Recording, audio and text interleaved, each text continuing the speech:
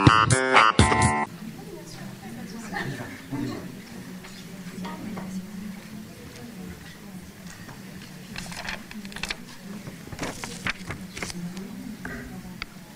deux, trois. Ah, écoutez, tout marche merveilleusement. C'est de très bon augure, mesdames et messieurs. Bonjour et bienvenue en cette CCI de Seine-et-Marne que je pense vous connaissez pour la plupart. Donc, je vous souhaite la bienvenue en ma qualité de secrétaire général. Je vais dire quelques mots qui m'ont été préparés par Dominique Baptiste, que vous connaissez probablement mieux que moi. Et puis on va vite passer au sujet qui, je m'en doute, vous intéresse. Et merci pour votre participation active. On va voir comment. Donc, on est là pour parler de la loi pour la liberté de choisir son avenir professionnel, qui a donc été promulguée au journal officiel le 5 septembre dernier.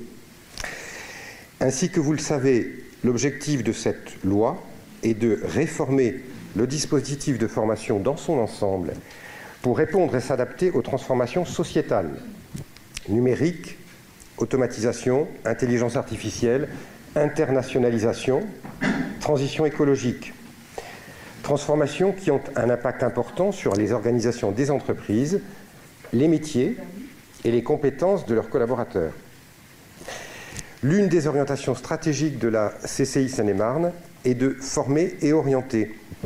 Et depuis de nombreuses années, face aux défis de l'emploi, la CCI a déployé un double dispositif, une offre de formation UTEC, territorialisée et pluridisciplinaire, à travers la formation continue et la formation par alternance, et une mission d'information et d'orientation par la création, il y a maintenant plus de 10 ans, de la place des métiers. Cette réforme doit nous permettre de continuer à développer notre outil de formation en collaboration avec les entreprises dont le rôle est essentiel dans le développement de l'alternance.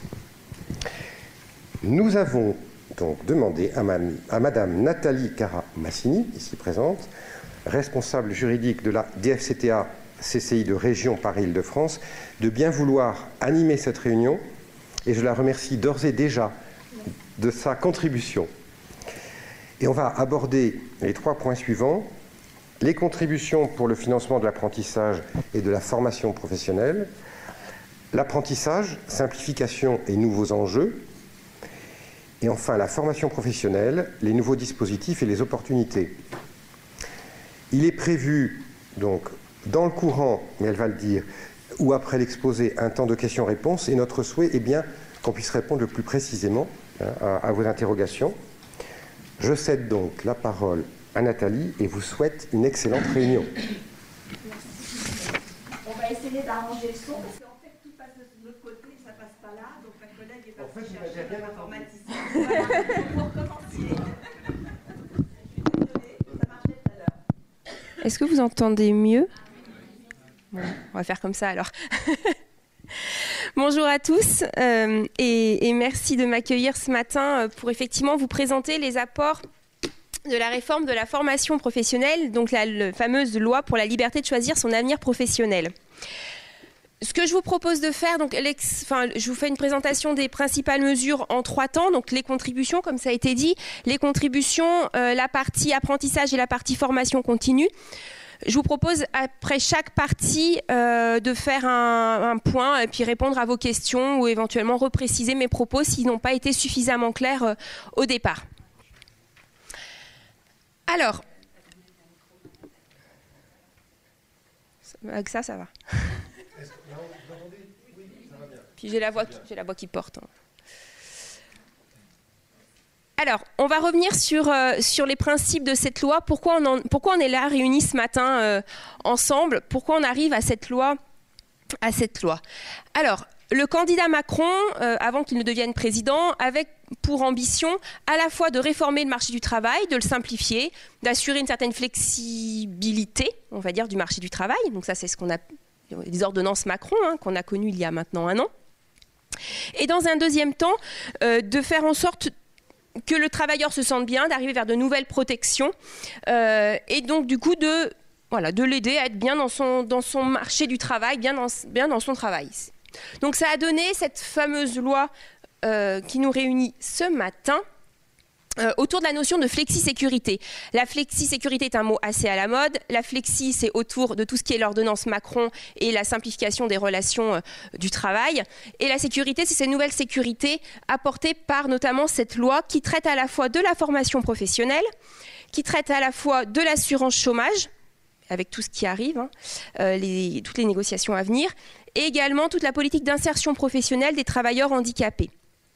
Cette loi a été publiée donc effectivement le 5 septembre dernier. Elle doit faire l'objet d'un certain nombre de décrets. Sur la partie formation professionnelle, on est entre 60-70 décrets qui sont attendus. Initialement attendus d'ici la fin de l'année, finalement hier est apparu le calendrier de la publication de ces décrets. Ils vont s'échelonner entre effectivement fin octobre, fin novembre et puis ensuite 2019, voire 2020-2021 pour certains. Donc on est sur un gros volume on va dire, de textes qui vont venir préciser cette loi, qui finalement est un bon squelette, mais dans laquelle il nous manque quand même pas mal de chair. Et donc les semaines et mois à venir vont être très importants pour vraiment apporter toutes ces chairs nécessaires à la mise en œuvre de cette loi. Alors, on va se focaliser donc sur la formation professionnelle. Vous dire effectivement que le texte est construit autour de trois piliers que sont donc la formation professionnelle et les compétences, l'ancienne formation continue, formation professionnelle continue, l'apprentissage et donc le contrat d'apprentissage, les contributions financières et derrière le système de gouvernance. L'objectif du législateur, enfin l'objectif de l'exécutif finalement, était d'être au rendez-vous des nouveaux besoins en compétences. On vit une société en mutation, ça a été dit, le numérique, mais pas que, les nouvelles compétences attendues, l'internationalisation, et on n'est pas forcément toujours au rendez-vous. Aujourd'hui, beaucoup d'offres d'emploi ne sont pas pourvues parce qu'en face, on a un manque d'adéquation entre le public souhaité et le public qu'il y a en face en tant que demandeur d'emploi. On veut faciliter l'accès à la formation, notamment des moins diplômés. Aujourd'hui, rien n'est plus injuste que la formation professionnelle. Finalement, ce sont les mieux formés, et en général des grandes entreprises, qui repartent en formation courant de leur vie. Mettre l'entreprise et le jeune au cœur du système. Alors, je ne sais pas si vous avez entendu parler de cette notion de révolution copernicienne. Quand on parle d'apprentissage, quand on parle de la réforme de l'apprentissage aujourd'hui, beaucoup disent que c'est une révolution copernicienne. C'est comme ça que le président l'a annoncé. Pourquoi ? Parce que hier, ou aujourd'hui encore, on a des acteurs et des jeunes et des entreprises qui tournent autour de ces acteurs. Je vous le dis tel que c'est dit par l'exécutif. Demain, l'idée, c'est que le cœur du système, donc les jeunes et les entreprises, soient donc au cœur du système et que les autres acteurs viennent tourner autour d'eux, mais pas l'inverse. C'est à nous de nous mettre en musique pour les aider, mais ce n'est pas à eux de faire l'effort de se mettre autour de notre dispositif. Donc c'est un petit peu cette idée-là, on renverse la table autour de l'apprentissage. Et l'idée, c'est d'améliorer aussi la lisibilité de la formation professionnelle. Je ne compte pas le nombre d'articles, de reportages disant que les X milliards de la formation professionnelle partent on ne sait où dans un espèce de trou noir qui, au final, ne permet pas de former correctement les publics, que ce soit jeunes ou les demandeurs d'emploi.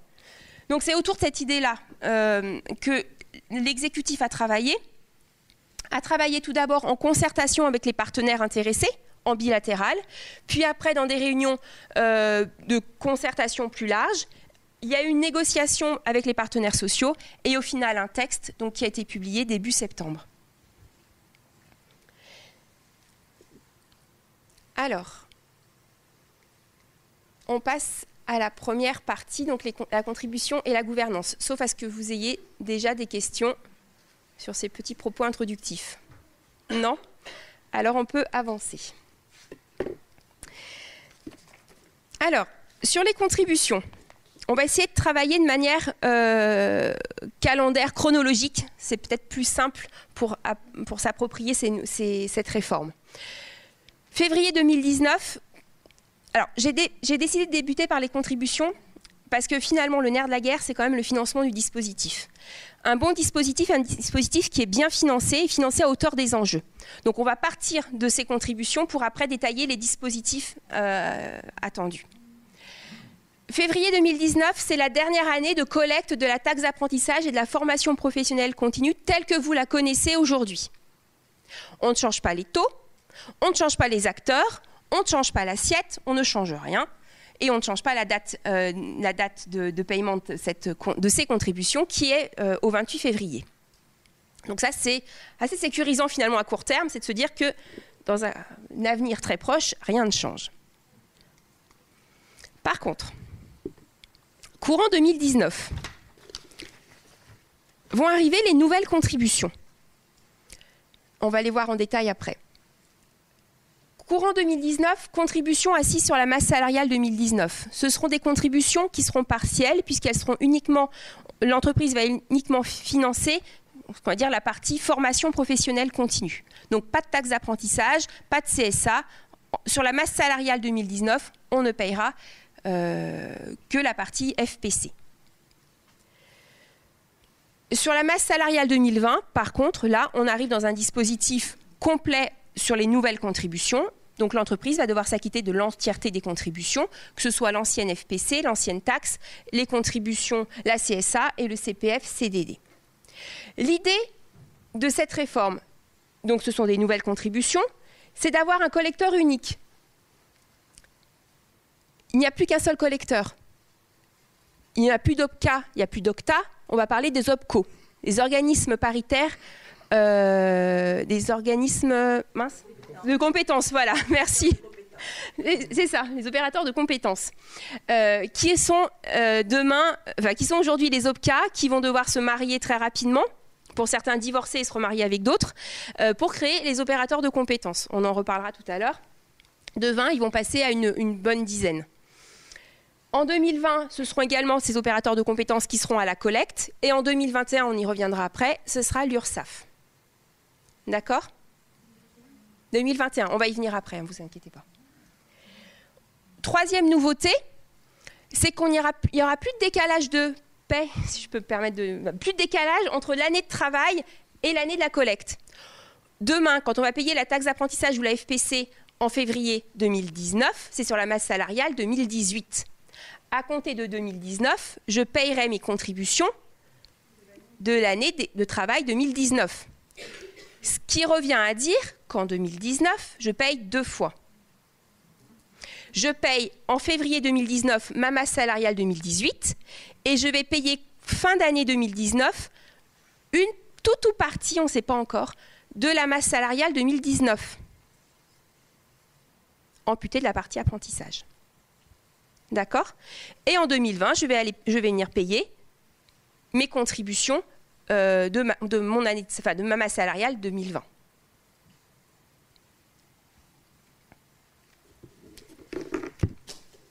Alors,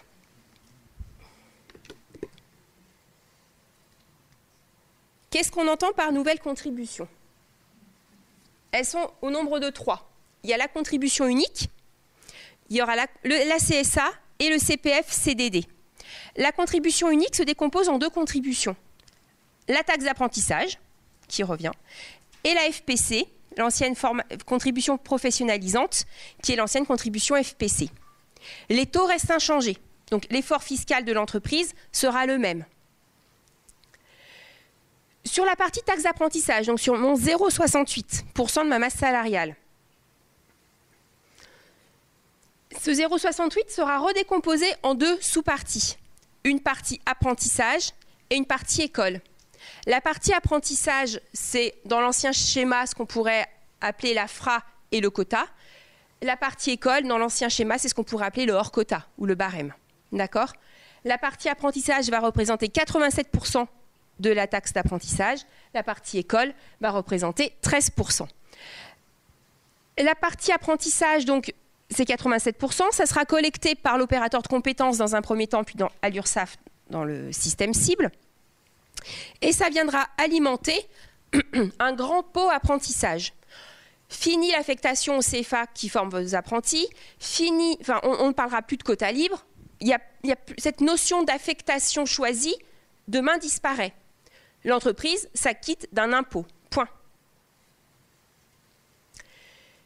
Pour les entreprises qui ont des CFA internes, la volonté de l'État, c'est vraiment de développer les CFA internes aux entreprises. Pour ces entreprises-là, il sera possible de garder une partie de ces 87% pour le fonctionnement de son CFA interne. On ne sait pas aujourd'hui quel est le plafond, mais en tout cas, c'est une possibilité. À côté de ça, on a nos 13% qui seront, eux, versés directement aux écoles.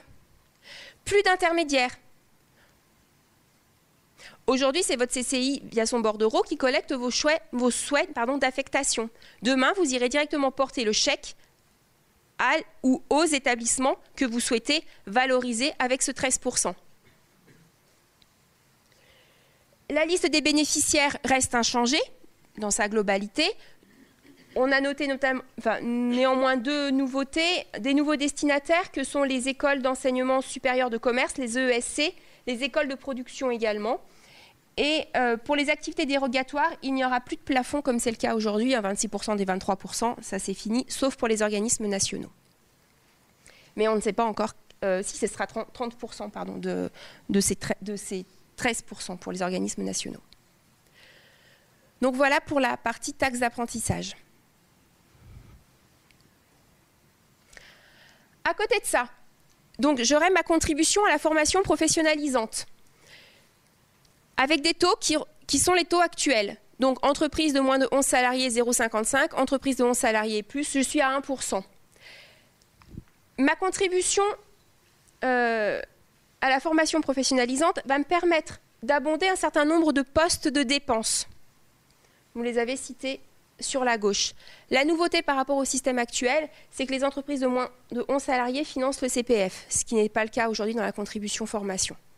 Donc toutes les entreprises, quelle que soit leur taille, participent à hauteur de leurs moyens à l'ensemble de ces postes. Donc l'alternance, derrière on va chercher la professionnalisation, le développement des compétences pour les entreprises de moins de 50 salariés, ce qu'on appelle aujourd'hui le plan, le conseil en évolution professionnelle, la formation des demandeurs d'emploi et le compte personnel de formation. Tout ça sera collecté par l'opérateur de compétences, puis dans un second temps par l'URSSAF, quand celui-ci arrivera. Donc, enfin, se mettra en œuvre donc en 2021.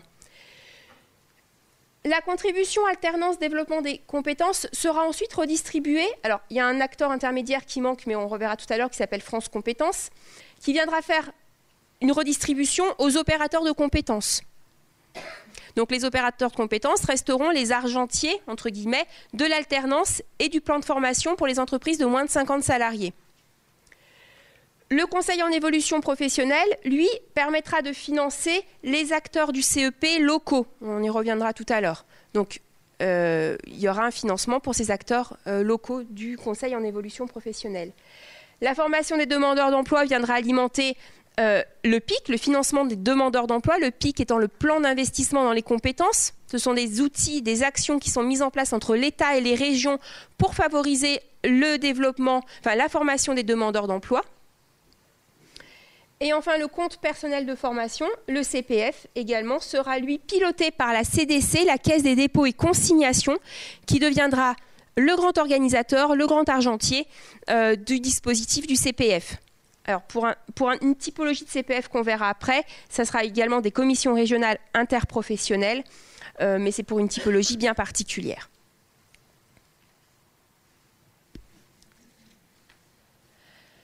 À côté de cette contribution unique, nous avons des contributions annexes, que sont donc la CSA, que vous connaissez aujourd'hui pour les entreprises de plus de 250 salariés et plus qui n'ont pas suffisamment d'alternants dans leurs effectifs.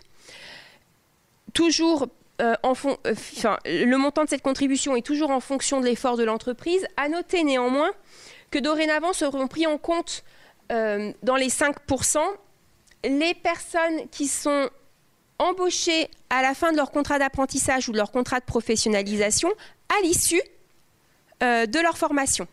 Donc du coup, on ouvre un peu les bénéficiaires de ces 5%. Le CPF-CDD vient remplacer le CIF-CDD, toujours 1%, ça ne change pas. Le tout sera collecté à terme par l'URSSAF et de manière transitoire par l'opérateur de compétences.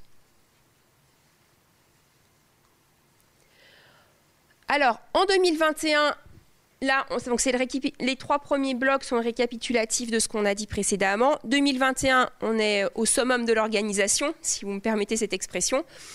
Nos contributions, ce sont les nouvelles contributions, et l'acteur de la collecte est l'URSSAF.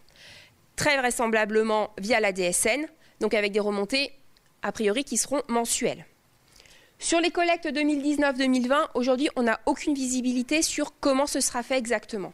On sait qu'il y aura un bout de collecte fin 2019 pour la masse salariale 2019, mais il y aura peut-être un solde qui sera appelé en début d'année 2020. Quant à la masse salariale 2020, est-ce que ce sera appelé mensuellement? Est-ce que ce sera appelé trimestriellement? Est-ce que ce sera appelé semestriellement? Ça, on ne sait pas aujourd'hui le dire.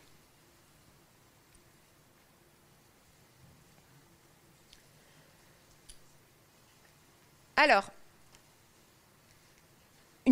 en évoquant toutes ces questions de contribution, on a aussi évoqué la question de la gouvernance de manière indirecte. Mais on va refaire un point sur cette gouvernance. Alors là, c'est le schéma cible, donc le schéma à terme, une fois que l'URSSAF rentrera entre guillemets, dans le jeu. L'entreprise va s'acquitter de ses contributions légales. Donc, taxe d'apprentissage, contribution à la formation professionnalisante, voilà. Et CSA éventuellement et CPF, CDD. Elle va verser sa contribution à l'URSSAF. Jusque-là, c'est assez simple. L'URSSAF va redescendre l'ensemble de cette masse financière à France Compétences. France Compétences, ça va devenir l'organe national. C'est un équivalent de Pôle emploi pour les demandeurs d'emploi. France Compétences sera un organisme étatique qui pilotera la formation professionnelle en France. France Compétences va recevoir l'ensemble des fonds des contributions des entreprises, mais va aussi s'occuper de la certification des organismes de formation, va s'occuper de choisir les acteurs du CEP sur les territoires, va émettre un certain nombre de recommandations, va piloter des observatoires. Attendez, j'ai perdu... il y a plein d'autres choses encore. Je vais vous dire ça. Ils vont assurer effectivement le financement de l'alternance, la redistribution des fonds aux régions, observer les coûts des contrats, et établir le RNCP. Le RNCP, Répertoire national des certifications professionnelles. C'est le grand outil où l'ensemble des formations professionnelles sont listées. Donc France Compétences devient l'alpha et l'oméga vraiment de la formation professionnelle. Donc celui-ci va répartir les financements auprès de qui? Pour la partie apprentissage et alternance, auprès de l'opérateur de compétences, qui va devenir l'interlocuteur, votre interlocuteur en tant qu'entreprise et l'interlocuteur des centres de formation sur le financement de la formation en apprentissage en contrat de professionnalisation. L'opérateur de compétences redescend dans les fonds auprès du CFA, du centre de formation d'apprentis. France Compétences va également assurer la péréquation territoriale, c'est-à-dire qu'il va attribuer aux conseils régionaux des subventions leur permettant d'aider au financement de l'apprentissage en fonction des problématiques du territoire. France Compétences va également redescendre la contribution au plan de développement des compétences, qui est l'ancien plan de formation, pour les entreprises de moins de 50 salariés uniquement. Donc les entreprises de moins de 50 salariés pourront obtenir de la mutualisation auprès de leur opérateur de compétences au titre de ce plan de développement des compétences. Le mot compétence, c'est un mot qu'il va falloir maîtriser parce qu'il est vraiment entre guillemets à toutes les sauces. France Compétences, opérateur de compétences, plan de développement des compétences. Il y a vraiment une volonté de travailler sur cette notion de compétence. Ensuite, sont redistribués à la Caisse des dépôts et consignations, à la CDC, les fonds liés au fonctionnement du CPF. Sont reversés à la Commission paritaire interprofessionnelle régionale les fonds qui permettent de financer le CPF de transition professionnelle. On verra ça tout à l'heure. La CDC va vraiment devenir donc le grand pilote du CPF et notamment va piloter une application mobile, on en parlera tout à l'heure, qui va permettre à l'ensemble des salariés de connaître ses droits, d'acheter de la formation en direct et de la payer en direct. La commission paritaire interprofessionnelle régionale est une émanation des partenaires sociaux sur le territoire et il va notamment être là pour donner son accord sur des formations longues, formations de transition professionnelle, et accord donc sur ces formations et surtout sur le financement de ces formations. Donc aujourd'hui, on assimile ça aux travaux que font les fonds GESIF, par exemple, pour le CIF. Pour les demandeurs d'emploi, donc c'est l'État et les PIC derrière les régions qui vont financer la formation des demandeurs d'emploi. Et enfin, le CEP, avec nos acteurs des territoires, nos acteurs des régions, qui vont, qui vont réaliser le CEP sur les territoires. À côté de ça, l'entreprise va se libérer en direct auprès des écoles du solde de la taxe d'apprentissage, donc des 13%. Et enfin, parce que ça existe toujours, si toutefois dans le secteur professionnel de l'entreprise, il existe des contributions conventionnelles, notamment pour le financement de la formation des salariés, formation continue, l'entreprise, a priori, devrait s'en acquitter auprès de l'URSSAF. Je dis bien a priori, l'URSSAF aurait la possibilité de le collecter. Maintenant, il va falloir voir dans les mois et années qui viennent comment les opérateurs de compétences vont se positionner vis-à-vis de ça. Voilà. Est-ce que vous avez des questions? Merci.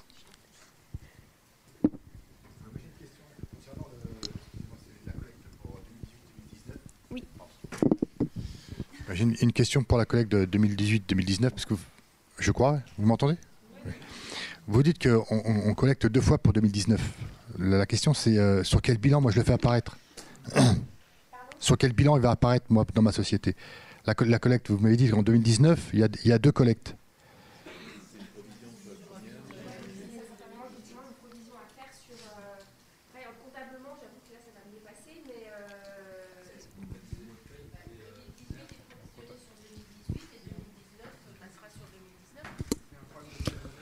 Pour répondre à monsieur sur la collecte 2018, en fait, vous avez une provision tous les mois, vous enregistrez dans votre écriture de paye directement la taxe d'apprentissage et la formation continue. Par conséquent, vous avez bien la charge dans votre exercice 2018 au titre de la taxe d'apprentissage et formation continue de 2018. Et celle de 2019, elle sera également payée et comptabilisée en charge dans l'exercice 2019. Il n'y aura pas de décalage. Vous voyez, malgré tout, avec votre expert comptable qui fasse ça correctement. Juste une petite précision. Le PowerPoint que l'on est en train de vous présenter, je vais vous l'envoyer par mail. Hein, parce que le schéma, vous pouvez essayer de le refaire. Il est sympa.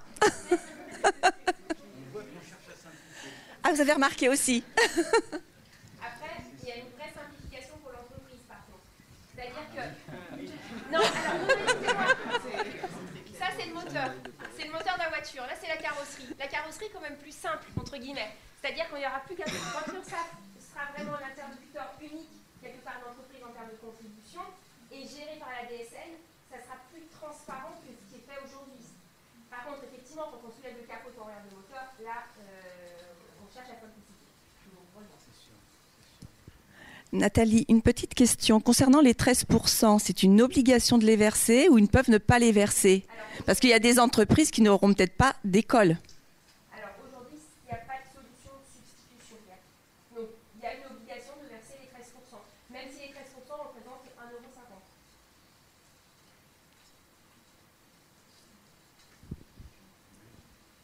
€. D'autres questions?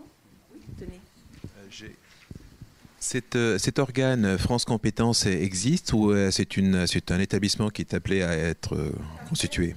C'est un établissement qui est créé au 1er janvier 2019, mais qui effectivement est la somme de 4 organisations existantes. Peut-être que je prenne mon micro. C'est la somme de 4 organisations existantes et notamment ce qu'on appelle le FPSPP, le Fonds paritaire de sécurisation des parcours professionnels. Donc une énorme partie demain, des salariés de France Compétences sont des salariés du FPSPP.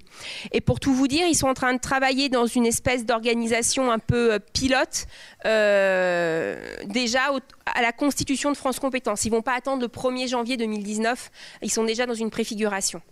D'autant que France Compétences aura notamment une tâche très lourde, c'est l'harmonisation des coûts de formation. Et pour ça, il aurait déjà fallu qu'elle commence à travailler il y a quelques années si on veut arriver vraiment à fin 2019 à quelque chose d'un peu étayé. Donc oui, c'est un organe nouveau, mais qui s'appuie sur de l'existant. Bonjour. Vous parliez tout à l'heure de CFA interne.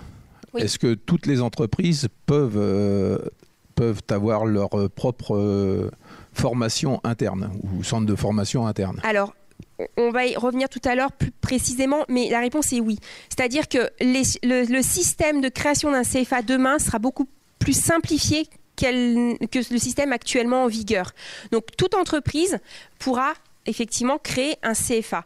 Après, ça c'est le principe. En réalité, il va falloir que ce CFA notamment remplisse des critères de qualité.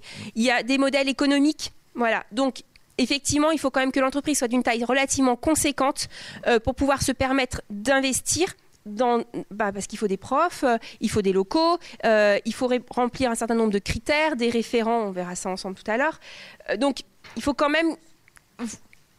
À mon sens, alors je ne pourrais pas vous donner de chiffres, mais il faut quand même avoir effectivement une taille d'alternants, enfin un nombre d'alternants suffisamment important pour investir.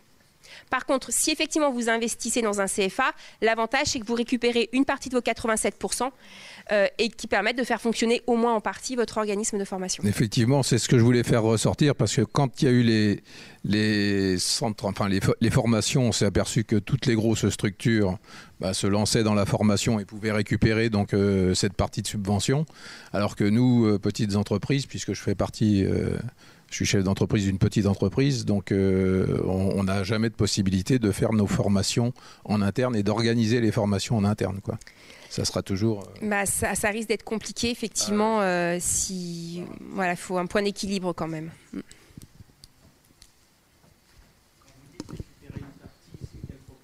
Je ne sais pas. Ça fait partie de la chair qui est à venir. Mais effectivement... Pardon ? De reconstitution, hein. Il se muscle.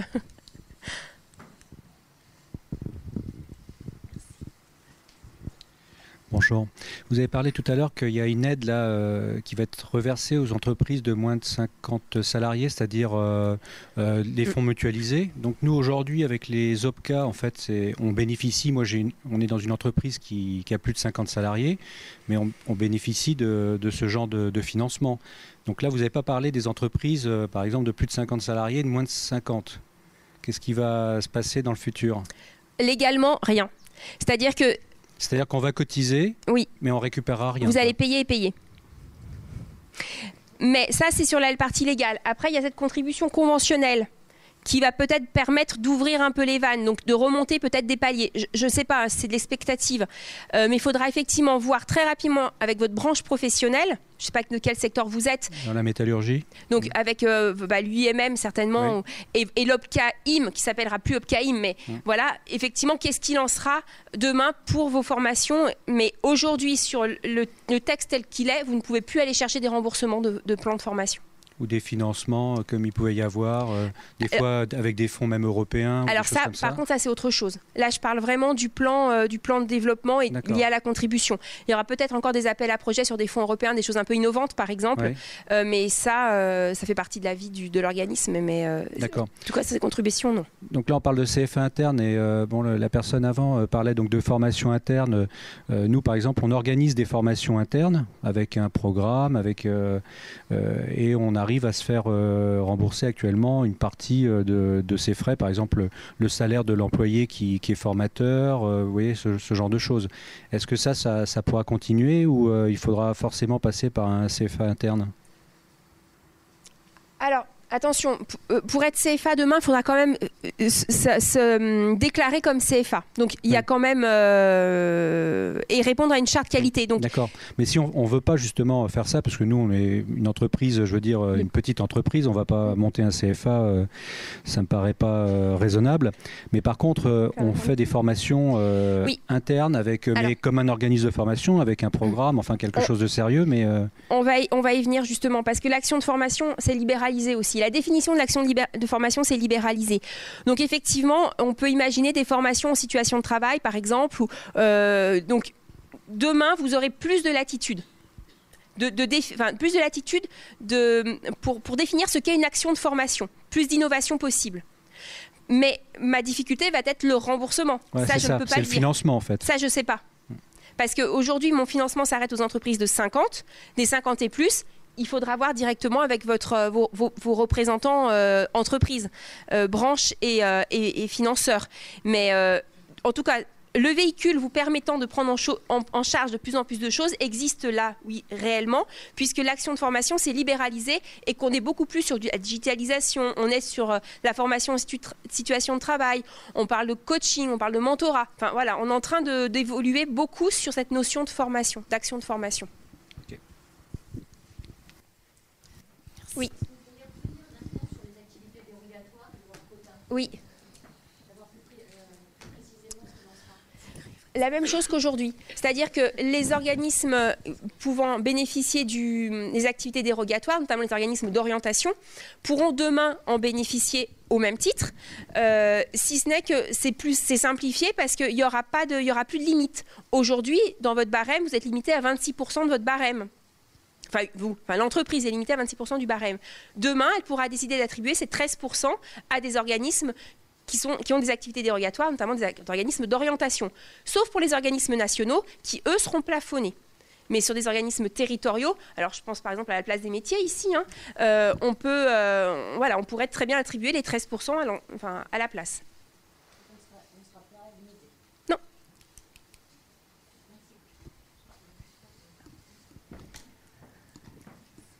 Est-ce que j'ai répondu à l'ensemble de vos questions ?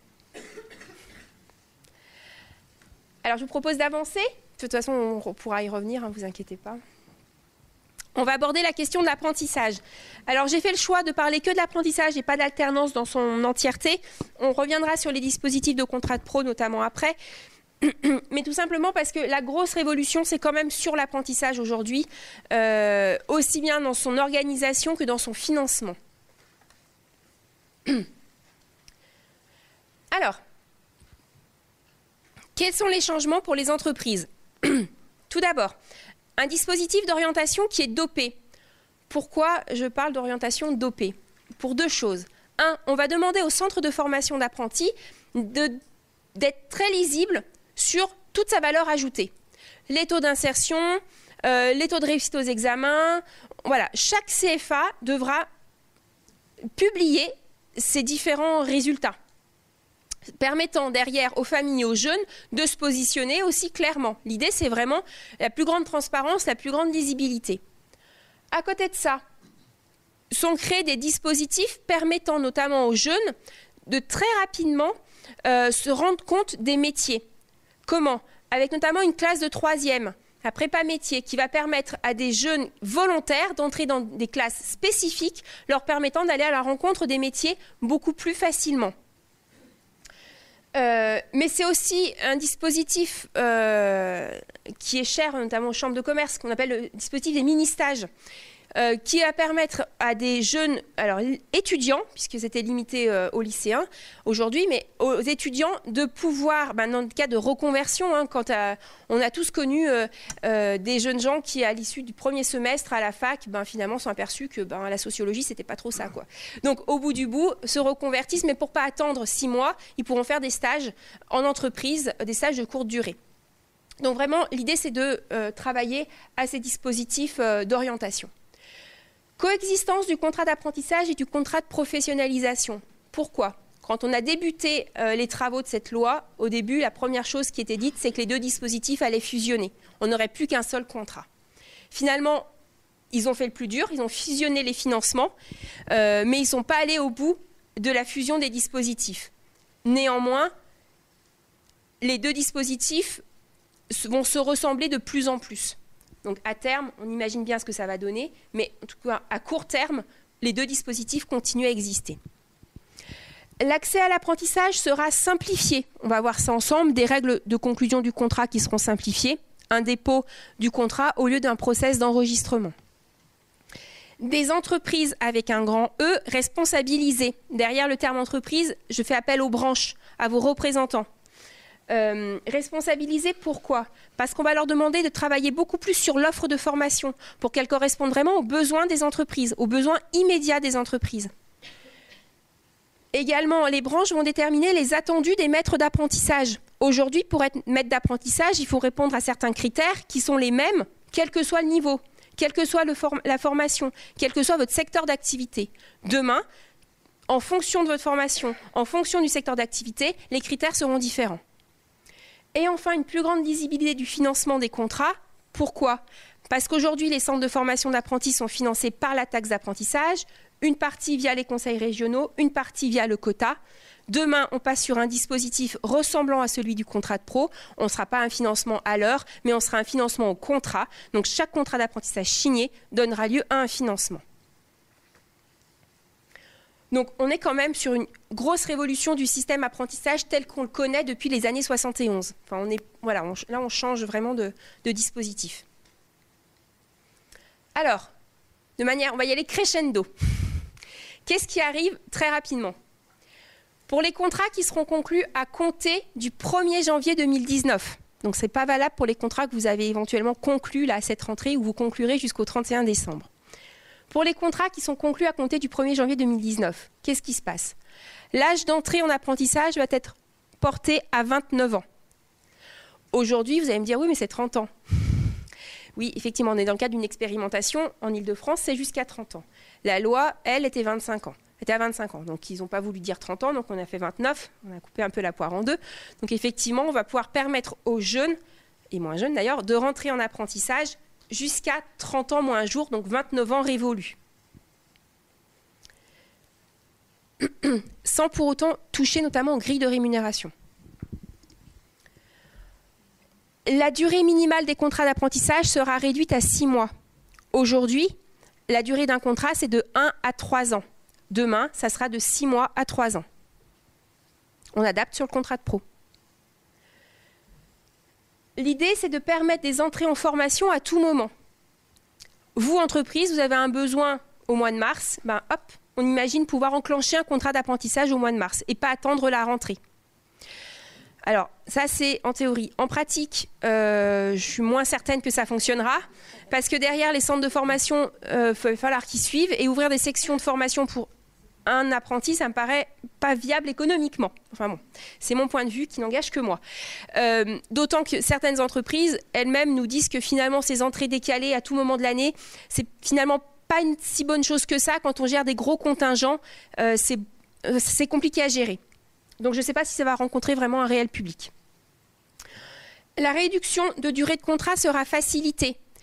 L'idée, c'est d'aider au mieux au positionnement. Chaque jeune qui rentre en formation sera finalement positionné en fonction de ses connaissances, de ses compétences, et on adaptera la durée à son niveau. L'idée, c'est pas qu'il s'ennuie en cours de français s'il a déjà s'il prépare une formation en CAP, qu'il a déjà un bac plus 3. Donc on va essayer d'adapter au maximum la formation aux compétences du jeune. Facilité, pourquoi? Parce qu'aujourd'hui, il nous faut un accord du SAIA, de l'inspection académique, si on veut réduire un contrat. Demain, à partir du moment où le jeune, l'entreprise et le CFA sont d'accord, ils contractualisent et on se met d'accord sur la réduction. Des dérogations à la durée du travail qui seront facilitées pour les mineurs dans certains secteurs professionnels. On vise essentiellement les secteurs de l'artisanat, les métiers de bouche, les métiers du bâtiment, pour lesquels notamment il y a beaucoup d'heures supplémentaires. Donc pour ces métiers qui seront visés par arrêté, il n'y aura pas besoin de demander d'autorisation. La mobilité internationale des apprentis sera sécurisée. Pourquoi? Aujourd'hui, c'est possible de faire une mobilité en cours d'apprentissage, mais ce sont des mobilités qui sont réservées à l'Union européenne et des mobilités plutôt de courte durée.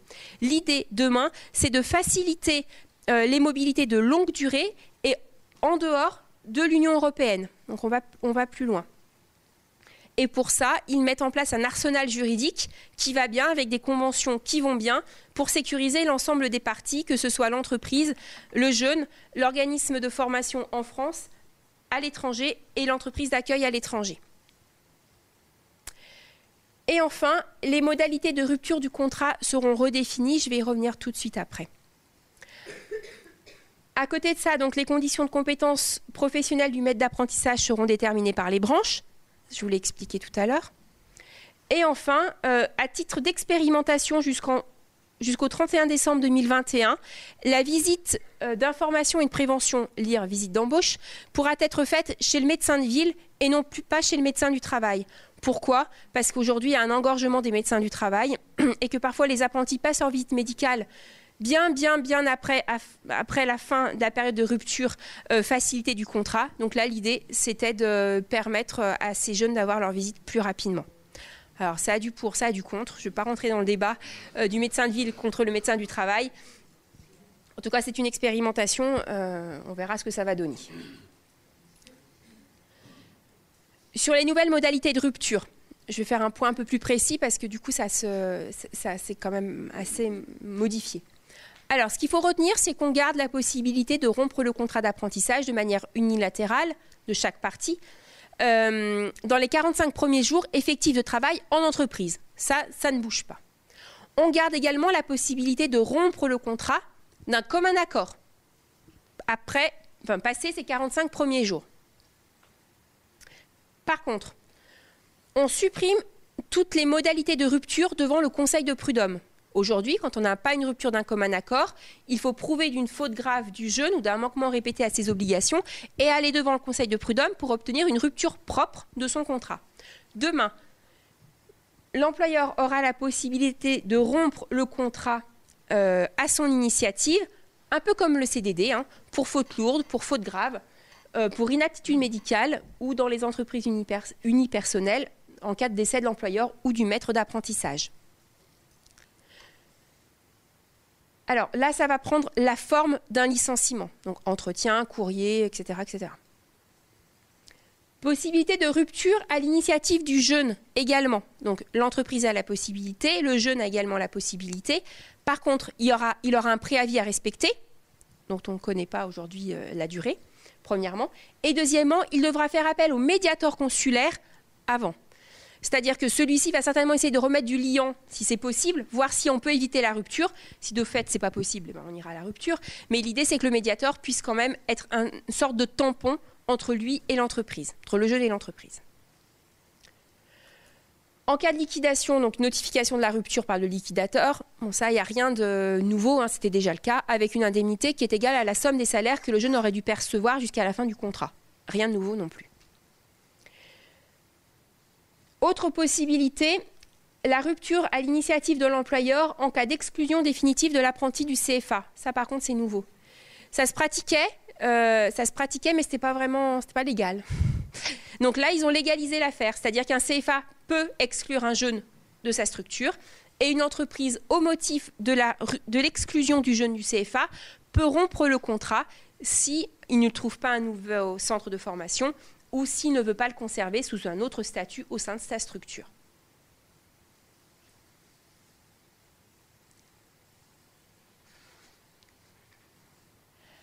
Alors, autre modification attendue au 1er janvier 2019 également, c'est l'aide. L'aide pour les employeurs d'apprentis. Aujourd'hui, vous connaissez les exonérations de cotisation. Les exonérations seront maintenues. Alors ça, on ne parle pas de la loi de finances qui est en cours, du projet de loi de finances qui est en cours, qui revient sur ce système d'exonération. On s'en reparlera dans quelques mois. En tout cas, ça ne sera pas moins 10 ans pour l'employeur, en tout cas. Mais l'idée, c'est qu'on continue à exonérer les employeurs d'apprentis de ces cotisations sociales. Aujourd'hui, il y a une kyrielle d'aide. En fonction de la taille de l'entreprise, savoir si c'est un employeur d'apprentis régulier ou pas. En fonction de la typologie de l'apprenti également recruté, l'employeur peut bénéficier d'un certain nombre d'aides. Demain, alors c'est juste pas lisible, surtout que le financier derrière n'est pas le même, les formulaires ne sont pas le même, certains sont automatiques, d'autres ne sont pas automatiques. C'est quand même un peu compliqué, objectivement. Demain, l'idée, c'est de créer une aide unique. Par contre, limitée aux entreprises de moins de 250 salariés, et limité aux formations au plus égal à un niveau 4, niveau 4 étant un niveau bac. D'accord ? Donc, si j'ai plus de 250 salariés, je n'ai pas le droit à cette aide. Par contre, je pourrais avoir le droit au bonus alternant dans le cadre de la CSA, ça ne change pas. Et si j'ai moins de 250 salariés et que j'emploie un profil supérieur à un niveau bac, je n'ai pas non plus le droit à l'aide.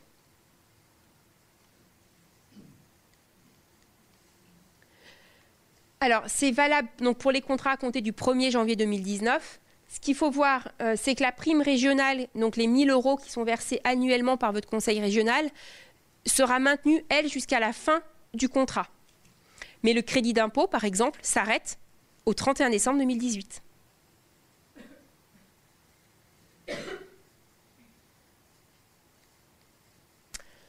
Alors, 2020. Qu'est-ce qui se passe ? 1er janvier 2020, on supprime l'enregistrement des contrats d'apprentissage. On supprime l'enregistrement au profit d'un dépôt auprès de l'opérateur de compétences. Le financeur de l'alternance devient celui auprès duquel, logiquement, on vient déposer son contrat, puisque celui-ci va dire si oui ou non il finance la formation. Donc, jusqu'au 31 décembre, par contre, rien ne change. Donc, la CCI qui enregistre vos contrats continuera à enregistrer vos contrats jusqu'au 31 décembre 2019. C'est au 1er janvier 2020 que ça bascule.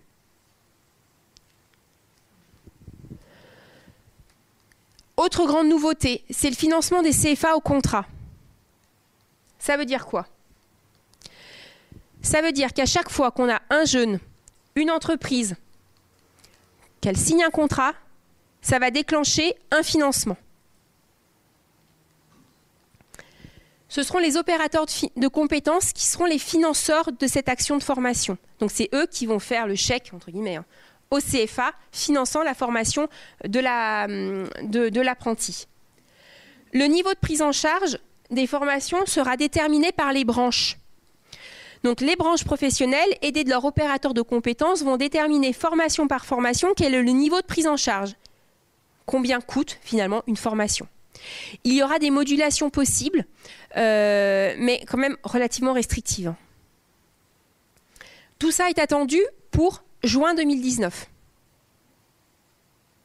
avec des opérateurs de compétences qui ne seront actifs véritablement qu'à compter du 1er avril 2019.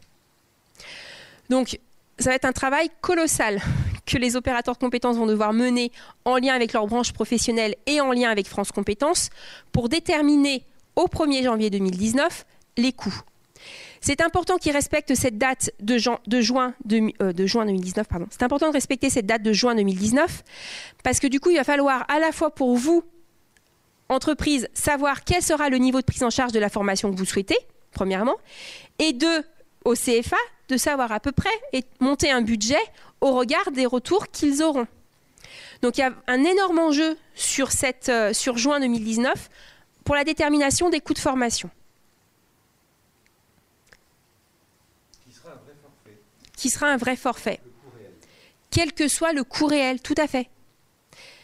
Ce qui peut laisser entendre, dans un premier temps, tout du moins, même si l'idée, c'est que ce forfait soit demain le coût réel. C'est-à-dire que l'idée du législateur, c'est que les CFA adaptent leur coût de formation pour que ce coût ressemble de plus en plus à ce niveau de prise en charge. Mais on ne peut pas demander à un organisme de formation de changer son modèle économique en cours de contrat. Ce qui peut vouloir dire pour vous, entreprise, c'est qu'il y ait un reste à charge. Comme aujourd'hui, vous avez parfois des restes à charge en matière de formation continue. Il est possible en apprentissage qu'il y ait des restes à charge également, au moins dans un premier temps.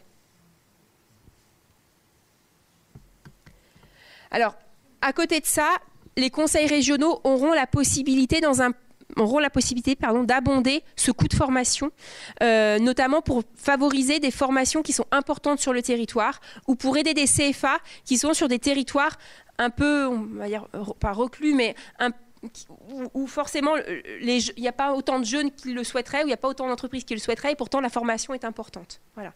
Donc, s'il y a un impératif de territoire, la région peut abonder un peu plus.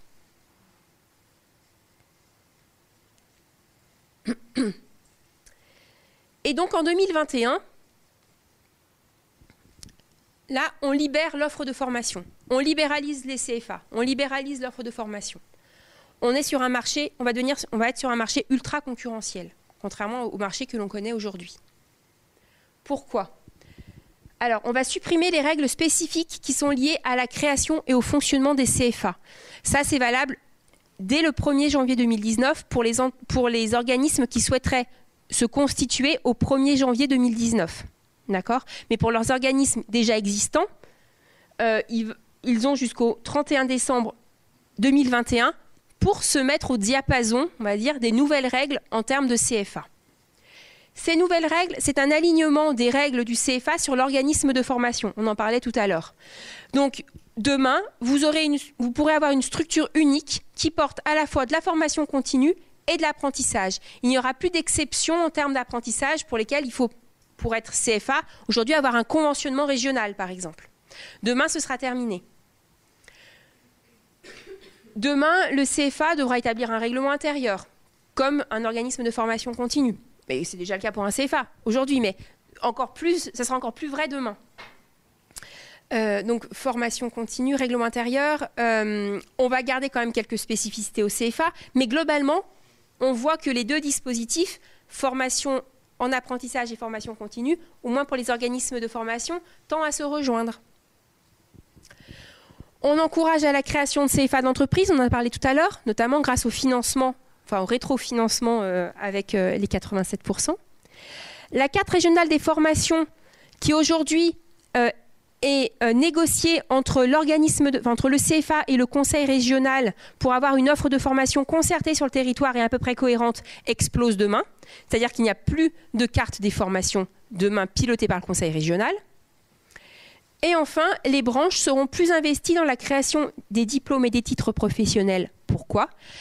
Parce qu'aujourd'hui, pour être inscrit au RNCP, il faut passer devant une commission. Cette commission, aujourd'hui, est à 80% pilotée par l'Éducation nationale. C'est long, c'est compliqué de faire bouger un diplôme, de créer un diplôme, je ne vous explique même pas, c'est le parcours du combattant. L'idée demain, c'est qu'on simplifie tout ça et que ce soit les partenaires sociaux, donc vos représentants entreprises, qui soient à la tête de ça, de cette création, de cette modification. Donc demain, on sera vraiment sur un marché libre. Alors, je vais noircir le trait, mais on peut imaginer que demain, dans la même rue, on ait deux organismes de formation qui préparent la même formation. Ce qui aujourd'hui n'est pas possible grâce à cette carte de formation. Demain le sera. Donc on va rentrer dans un marché, un véritable marché de la formation. Ce qu'on ne connaît pas aujourd'hui. Ou moins, tout du moins. À côté de ça, alors les CFA sont libérés dans la création, libérés dans l'offre de formation, mais ils vont devoir quand même répondre à un certain nombre d'obligations. C'est ce que j'appelle le all inclusive de l'apprentissage. C'est un peu ça. Ils vont effectivement aller chercher un jeune, aller chercher une entreprise, signer le contrat et accompagner, mais vraiment jusqu'au bout, quasiment jusqu'à l'entrée en emploi. Donc on va demander au CFA notamment de faire de l'accompagnement à l'apprentissage, bon bah ça limite, hein. De former, bien entendu, d'aider à la recherche d'un employeur, bah, de toute façon il n'aura pas le choix, il va falloir qu'il y ait un contrat, d'informer sur le statut d'apprenti, apprenti en tant que notamment salarié de l'entreprise, apprenti sur la notion également de travaux à risque, donc il y a vraiment un développement des missions, on va dire, de droit social du CFA. Organiser de la mobilité internationale et notamment mettre en place un référent mobilité au sein de sa structure. Travailler sur les notions de mixité, mixité sociale, mixité homme-femme, mixité des métiers. Donc on leur demande de s'investir. De faire de la formation à distance et de mettre en place l'organisation qui va bien pour faciliter cette formation à distance. D'évaluer les compétences acquises, mais également d'aider à la résolution de difficultés d'ordre social et matériel. On veut vraiment que l'apprenti soit dans les meilleures conditions pour se former. Donc on va l'accompagner, être le relais vers d'autres organismes. Ce qu'on n'a pas forcément mis aussi, c'est être le relais pour avoir des aides. Aujourd'hui, les apprentis bénéficient parfois d'aides, notamment l'aide du premier équipement ou des aides liées aux conseils généraux. Donc demain, l'idée, c'est de les aider à se constituer. Donc on va demander vraiment au CFA de se muscler également un petit peu pour former et plus encore. Donc les CFA devront être certifiés, ils devront répondre à des critères qui sont définis au niveau national. C'est à compter du 1er janvier 2021 et pour les CFA déjà en activité, ils ont jusqu'à fin 2021 pour répondre à ces critères de qualité. Et enfin, pour la réalisation des actions de formation, une convention sera forcément conclue entre l'acheteur de formation, donc l'entreprise et l'organisme de formation. Donc aujourd'hui, vous signez un contrat d'apprentissage, et c'est à peu près tout. Demain, vous allez signer un contrat d'apprentissage et une convention de formation qui va régler un certain nombre de questions, et notamment la question de la prise en charge financière derrière. Un peu comme vous avez aujourd'hui dans le cadre de votre formation continue, où vous signez également des conventions de formation.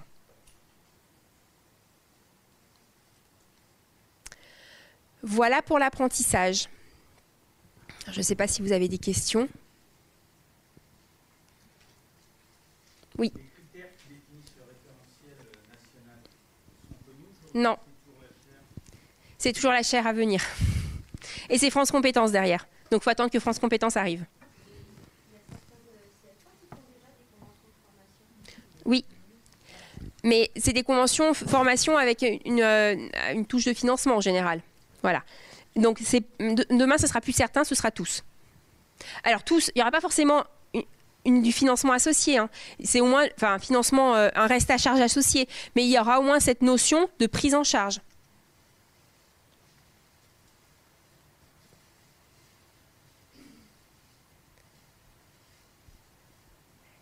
Pas d'autres questions ?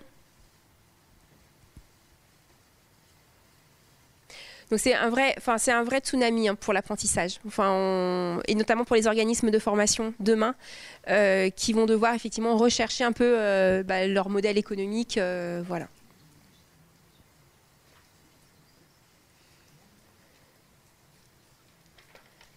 Alors,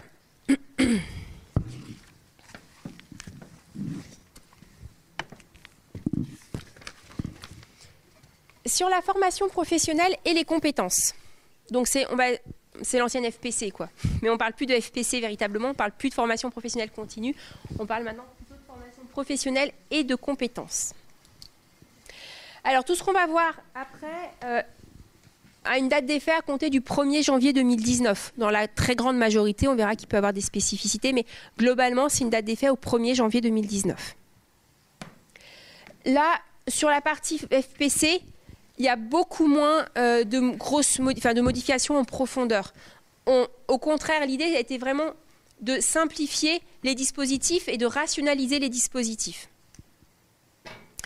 Alors, les dispositifs orientés individus.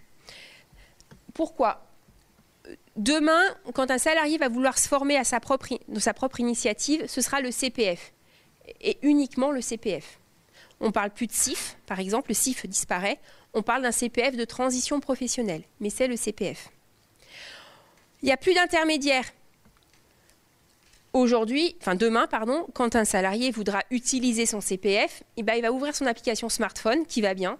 Il va voir quels sont les droits auxquels ils sont associés. S'il en a suffisamment, tant mieux. S'il n'en a pas suffisamment, il va falloir qu'il voit pour des acteurs tiers qui abondent. Mais il va pouvoir seul choisir sa formation, le faire hors temps de travail, sans effectivement informer son employeur, ni quelconque autre partenaire. Et enfin, on a une nouvelle définition de l'action de formation, ce qu'on se disait tout à l'heure, qui est beaucoup plus large et qui accepte vraiment là, on va rentrer dans des phases d'innovation pédagogique. L'effet un peu bémol pour vous, entreprise, c'est qu'il va falloir définir ce qu'est une action de formation. Ce qui va pas être si simple que ça finalement. Les outils du collectif revus. Pourquoi ? La période de pro disparaît. La période de professionnalisation disparaît. Elle est utilisée par un certain nombre d'entreprises. Et on va vers un nouveau dispositif que l'on appelle la PROA, qui n'est pas tout à fait la même chose que la période de pro. Fin de la mutualisation du plan de développement des compétences, donc l'ancien plan de formation, pour les entreprises de plus de 50 salariés. C'est ce qu'on se disait tout à l'heure. On paye et on va devoir repayer des actions de formation et ne pas pouvoir se les faire rembourser. Pour autant, oui. Non ? C'est la solidarité asymétrique, ils appellent ça. Donc la solidarité des grandes entreprises envers les petites. Parce qu'ils partent du constat que c'est les plus petites entreprises qui se forment le moins. Enfin, les salariés des petites entreprises qui se forment le moins. Mais c'est toujours le cas. Et ça ne changera peut-être pas. Je ne sais pas.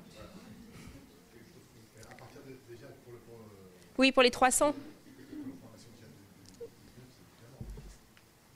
Oui, pour 1er janvier 2019, vous avez raison. C'est ça. Alors, pour autant, on va vous demander, vous, entreprise, un fort investissement, forcément. Parce qu'il n'y a rien de... Vous avez toujours l'obligation, on va y revenir, toujours cette obligation de former, ça. D'accompagner les salariés.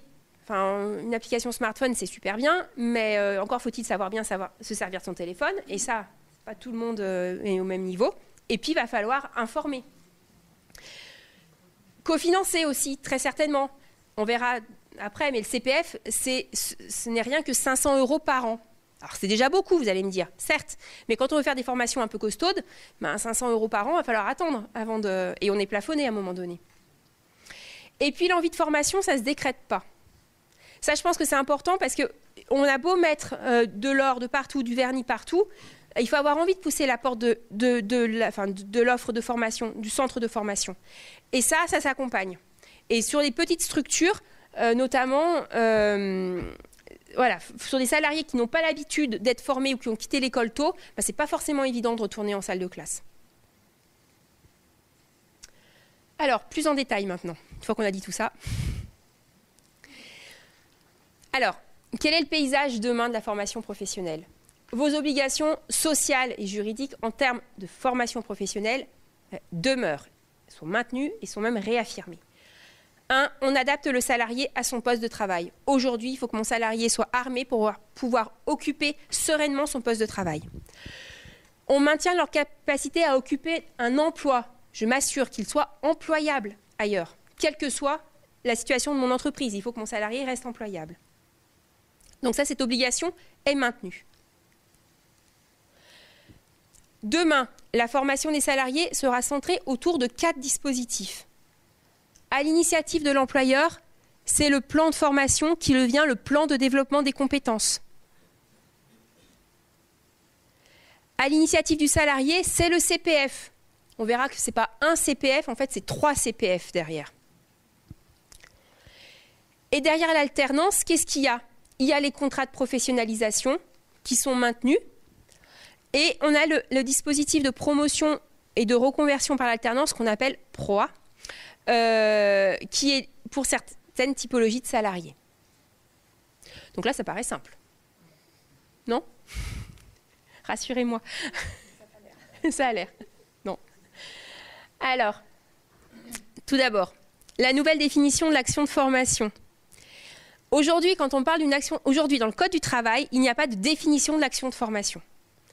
Quand on parle d'action de formation, on parle de programme, on parle de déroulé pédagogique, on parle de facture, on parle de convention, mais on ne parle jamais de ce qu'est une action de formation. Donc l'idée du législateur ici, c'était de pouvoir la définir, enfin, et de pouvoir l'ouvrir. J'allais vous dire, enfin aussi. Donc on l'a défini comme un parcours pédagogique, donc la notion de parcours d'individualisation ici est importante, permettant d'atteindre un objectif professionnel.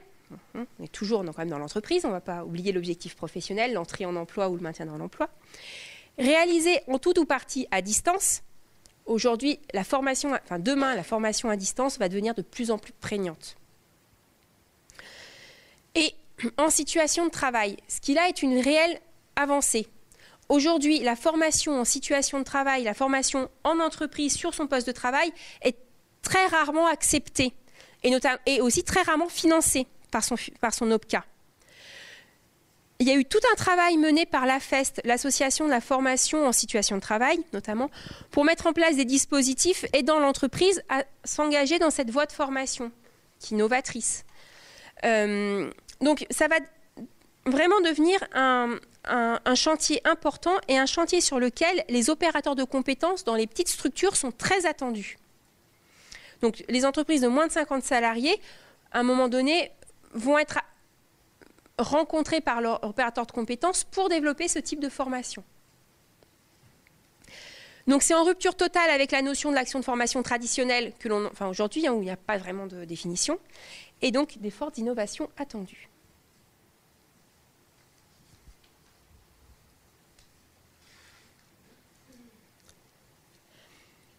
Alors, l'entretien professionnel est consacré. L'entretien professionnel a été créé par la loi de 2014. L'idée, c'est qu'à l'embauche, chaque salarié embauché soit informé sur la mise en œuvre de cet entretien qui est biennal, mais également sur la VAE, sur le CPF, les abondements employeurs et le CEP. Ça, c'est la nouveauté. Tous les 2 ans, on a notre entretien qui est consacré aux perspectives d'évolution professionnelle. L'idée, c'est pas de faire un bilan sur l'activité du salarié, mais plutôt comment est-ce que le salarié je vais enlever le micro parce que je m'en sers. Comment est-ce que le salarié s'imagine dans l'avenir? Quel est le parcours qu'on peut imaginer entre l'entreprise et le salarié? Enfin, voilà, c'est cette idée d'entretien professionnel. Et tous les 6 ans, on regarde dans le rétroviseur. On regarde si tous les 2 ans j'ai bien eu mon entretien, et on regarde si le salarié a suivi au moins une action de formation, s'il a acquis des éléments de certification par la formation ou la VAE, et s'il a bénéficié d'une progression salariale ou professionnelle. L'augmentation du SMIC, ça ne marche pas. C'est l'augmentation mensuelle. C'est pareil. C'est une progression salariale, on est vraiment dans cette notion de... Là, ça rentre dans... Non, pour moi, ça ne rentre pas. Ça équivaut à l'augmentation du SMIC, en fait. Alors des NAO non plus, ça rentre. Pardon? Les NAO non plus, ça rentre. Les négociations, bah non, on est, là, c'est l'entreprise, là c'est la branche, mais pour moi, non, on est vraiment sur la progression individuelle. Alors, donc ça, c'est ce qui est maintenu.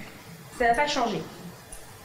Les branches et les entreprises ont la possibilité de prévoir des entretiens avec une autre régularité, une autre périodicité, et de mettre en place des critères d'appréciation du parcours professionnel qui sont autres que les 3 critères que je viens de vous citer.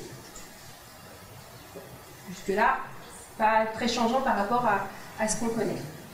La grosse nouveauté arrive après. Aujourd'hui, dans une entreprise de 50 salariés, enfin aujourd'hui, demain plutôt, dès 2020, les entreprises de 50 salariés qui n'ont pas réalisé ces entretiens doivent abonder le CPF, doivent abonder le CPF du salarié et en plus verser une pénalité à hauteur de 3 000 € par tête.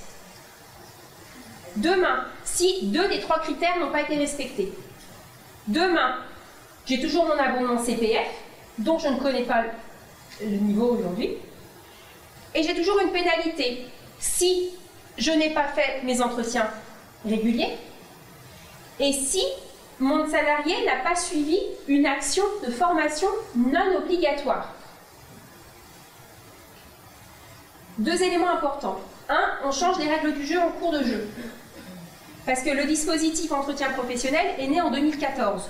Donc c'est en 2020 que j'allais regarder dans mon rétroviseur et que j'allais faire mes comptes. Ça, on pense, les juristes, qu'il n'y a pas de remise en question de ça. C'est-à-dire que c'est bien en 2020 qu'on va regarder dans le rétroviseur. Néanmoins, nous faire repréciser nous irait bien quand même parce que la non-rétroactivité de la loi, normalement, fait qu'on devrait se relancer. Mais là, les textes n'ont pas l'air de nous dire ça. Donc, en 2020, hop, on regarde dans le rétroviseur. Qu'est-ce qui se passe? Qu'est-ce qui s'est passé? Et 2, je change mes règles du jeu parce que je ne vais plus aller chercher si j'ai rempli 2 de mes 3 critères, mais je vais aller vérifier si mon salarié a été formé sur une formation autre qu'une formation obligatoire. Aujourd'hui, quand on dit suivi au moins une action de formation, beaucoup d'entreprises ont compris que c'était une action de formation obligatoire. Le CACES, l'habilitation électrique, enfin voilà. C'est ça. Formation obligatoire, c'est ça. C'est vraiment des formations qui sont obligatoires dans le métier. D'accord? Les professions immobilières, l'expertise comptable, il y a certainement des formations qui sont obligatoires. Parce que toutes les X mois, X années, il y a une espèce de recyclage. Voilà. Donc, certains employeurs se savaient à peu près en sécurité, en disant bah, c'est bon. Ben non, finalement, plus tant que ça. Parce que c'est des formations. Demain, en cas de contrôle, il sera vérifié qu'il s'agit d'une formation non obligatoire. D'accord? C'est une formation qui est dispensée à l'ensemble du personnel et non obligatoire, qui est dispensée à l'ensemble du personnel, même si elle est de 3 heures, pour rentrer dans le cadre de la formation. Aujourd'hui, c'est trop tôt pour vous répondre. C'est-à-dire que, certainement, on aura des informations complémentaires, mais il faudra effectivement pouvoir justifier qu'il y a une vraie action de formation. Alors, là où le collectif me gêne, c'est-à-dire qu'on est vraiment sur du parcours ici, du parcours individuel, Donc une action collective de 3 heures de, je sais pas quel outil, utilisation. En l'occurrence, pour une sensibilisation des expériences, c'était vraiment la formation de l'émargement. C'était vraiment axé, par contre, peu importe, on lance les deux, mais c'est l'ensemble du personnel et c'est obligatoire de la suite, et c'est pas une obligation légale, c'est nous qui l'émargement. Vous l'avez obligé dans votre structure. Alors non, on n'est pas au sens de l'obligatoire, au sens de la loi, mais j'ai peur que ce ne soit pas suffisamment individuel. Excusez-moi, je suis désolée, je suis un petit peu malade. Par exemple, il y a des formations qui sont obligatoires, des recyclages, par exemple pour la conduite de certains engins. Du coup, là, dans ce cas de figure-là, c'est l'employeur qui doit tout financer normalement. Oui. C'est pas le salarié. Si c'est une formation obligatoire à son poste de travail. Parce que j'ai vu ce cas de figure-là, c'est pour ça que je me pose la question. Normalement, c'est à l'employeur de... C'est l'adaptation au poste de travail. Enfin, pour le coup, c'est du plan de formation pur pour moi.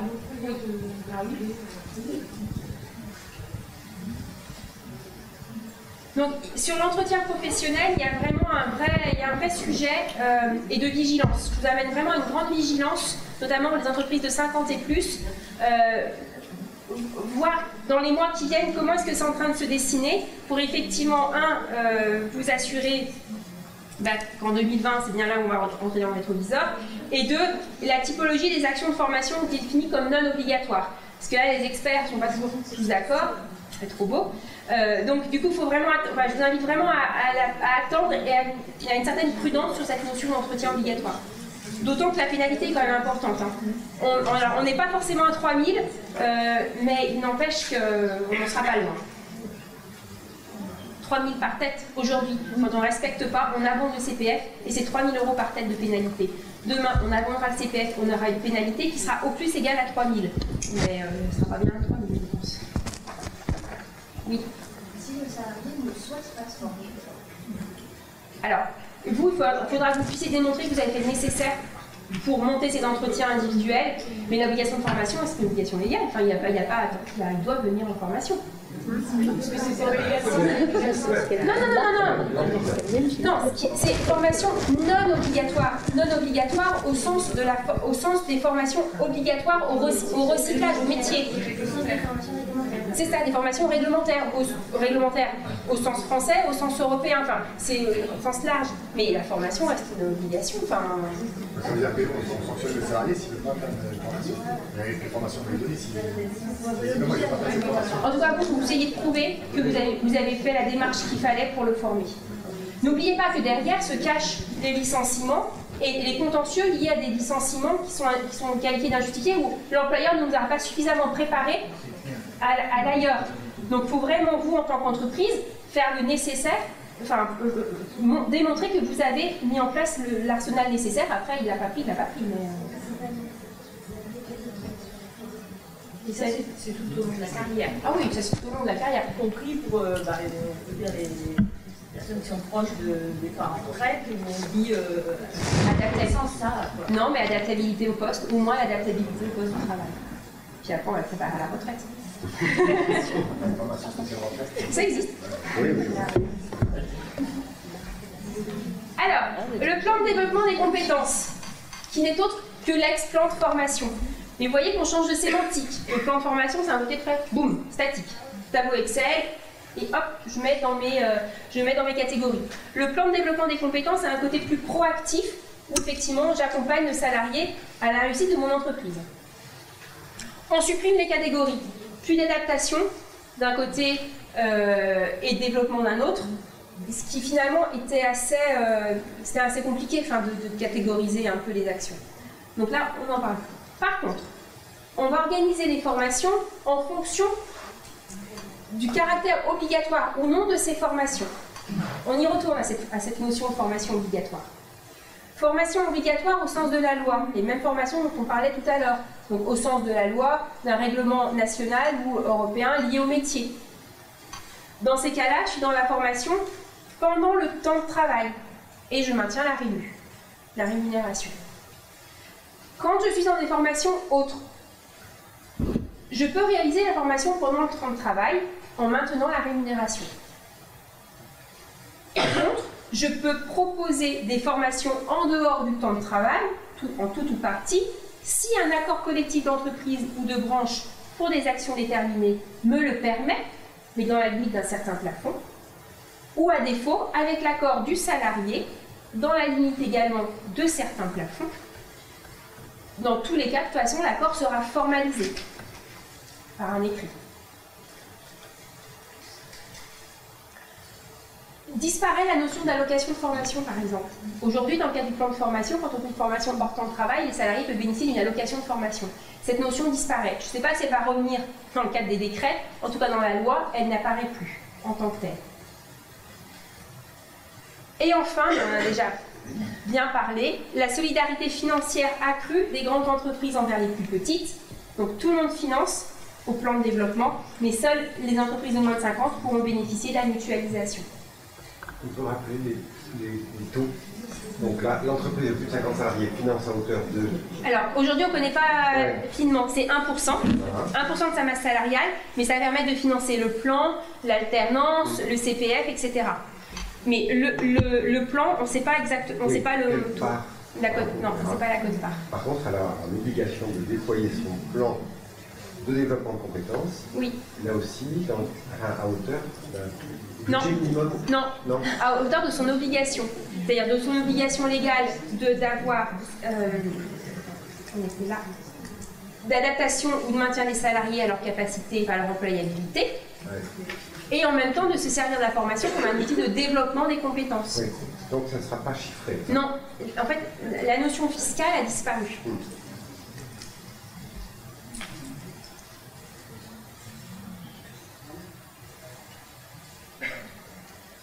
Est-ce que ça va pour le plan? Alors, le CPF.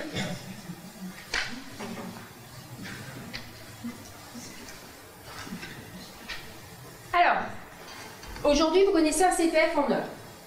Chaque année, hop, on va mettre une heure sur le CPF. 20 heures. Demain, on monétarise tout ça. Pourquoi? Pour plus de lisibilité. L'exécutif espère que les salariés vont plus s'en emparer. Finalement, c'est plus parlant. Hein, c'est une espèce de livret A de la formation. Je ne fais pas des petits, mais c'est une espèce de livret A de la formation, effectivement, et quelque part, c'est plus palpable. Chaque année, il sera abondé à hauteur de 500 € par an pour un salarié qui est au moins à mi-temps. Donc, je suis entre le mi-temps et le temps plein, c'est 500 € par an. Pour les salariés qui n'ont pas atteint un niveau 5 en matière de formation, niveau 5, dire CAP, ça sera 800 € par an. De même pour les salariés qui sont liés à l'obligation d'emploi, notamment les salariés handicapés. Alors ça, c'est le minimum. La convention collective peut prévoir plus. Et dans ce cas-là, il y aura un financement complémentaire de la branche. Donc ça, c'est le CPF monétarisé. Au 31 décembre de cette année, tous les compteurs vont être regardés et convertis. Donc les reliquats de DIF, les reliquats de CPF vont être comptabilisés et convertis. La conversion qui a l'air de faire son chemin, c'est 14,28 € de l'heure. Ce qui en fait n'est pas beaucoup. Quand aujourd'hui on a des CPF avec des taux à 50, 60 € de l'heure suivant les autres cas, on dit qu'il y a quand même un petit souci. Donc si j'ai un conseil à vous donner, pour vous et vos salariés, si vous avez du CPF et vous souhaitez engager une action de formation, n'hésitez pas à l'engager très rapidement. Parce qu'effectivement, au 1er janvier 2019, la conversion ne sera pas toujours très favorable.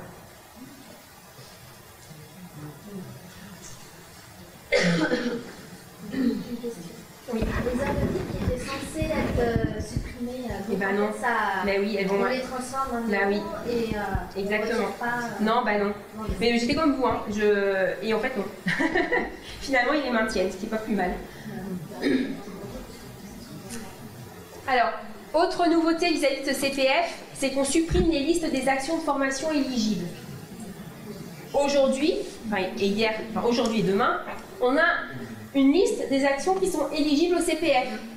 On a des actions qui sont certifiantes, on a des actions qui sont moins certifiantes. La VAE, le bilan de compétences, le permis de conduire léger et poids lourd, par exemple, tous les dispositifs de formation des créateurs repreneurs d'entreprise, par exemple. Aujourd'hui, il faut rentrer dans cette première liste, et en plus rentrer dans une deuxième liste nationale de branches territoriales qui est différente suivant si on est actif ou demandeur d'emploi, enfin au travail ou demandeur d'emploi. On supprime ces listes. Aujourd'hui, à partir du moment où la formation est soit certifiante, soit correspond à un bilan, une VAE, etc., ça rentre dans les dispositifs de financement du CPF. Donc ça, c'est une réelle simplification. Les abondements vont rester possibles, parce qu'on a beau faire la somme de tout ça, au bout du bout, on a 5 000 € au bout de 10 ans sur son compte. Quand on veut une formation un peu costaude, 5 000 €, c'est pas toujours suffisant. Et puis il faut attendre. Quand on a besoin de formation immédiatement, c'est un peu compliqué. Donc des systèmes d'abondement restent possibles, abondés soit par titulaire lui-même, soit par son employeur, les opérateurs de compétences, l'État, la région, Pôle emploi, collectivité territoriale et autres, suivant la caractéristique de l'individu qui fait la demande. Quand il y a abondement, ce n'est pas un chèque qu'on fait aux salariés.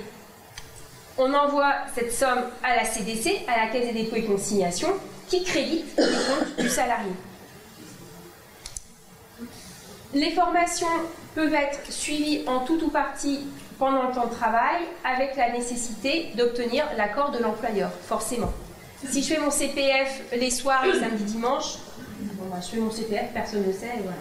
Si effectivement c'est pendant mon temps de travail, et ben là, je dois obtenir effectivement l'accord de mon employeur, ce qui est assez logique.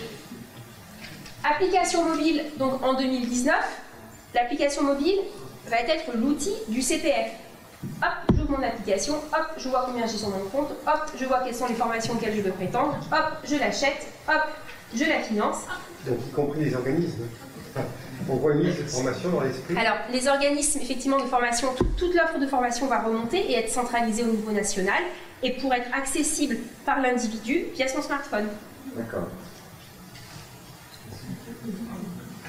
Celui qui n'a pas de smartphone n'a pas de CPF. Mais c'est terrible à dire, mais c'est ça. Alors, après, il peut utiliser le téléphone de quelqu'un d'autre, mais il y a un vrai... C'est important ce que vous dites, parce que il y a parfois un vrai décalage entre ce qu'on sait des personnes, enfin, et tout le monde n'est pas hyper à l'aise avec son smartphone, enfin voilà, on n'est pas tous nés avec... Et la volonté de l'exécutif d'en faire l'alpha et l'oméga quelque part du CPF. Donc effectivement, c'est... voilà, c'est pas... On va voir comment ça vit. Excusez-moi, du coup, le site internet qui disparaît, c'est ça? Alors non, je pense qu'il va se maintenir, mais il va devenir un ersatz de mon application mobile. Enfin vraiment, c'est pas pour noircir le trait, hein, mais vraiment aujourd'hui, quand on les entend parler du CPF, c'est l'application mobile. Et donc le dispositif est piloté par la Caisse des dépôts et consignations.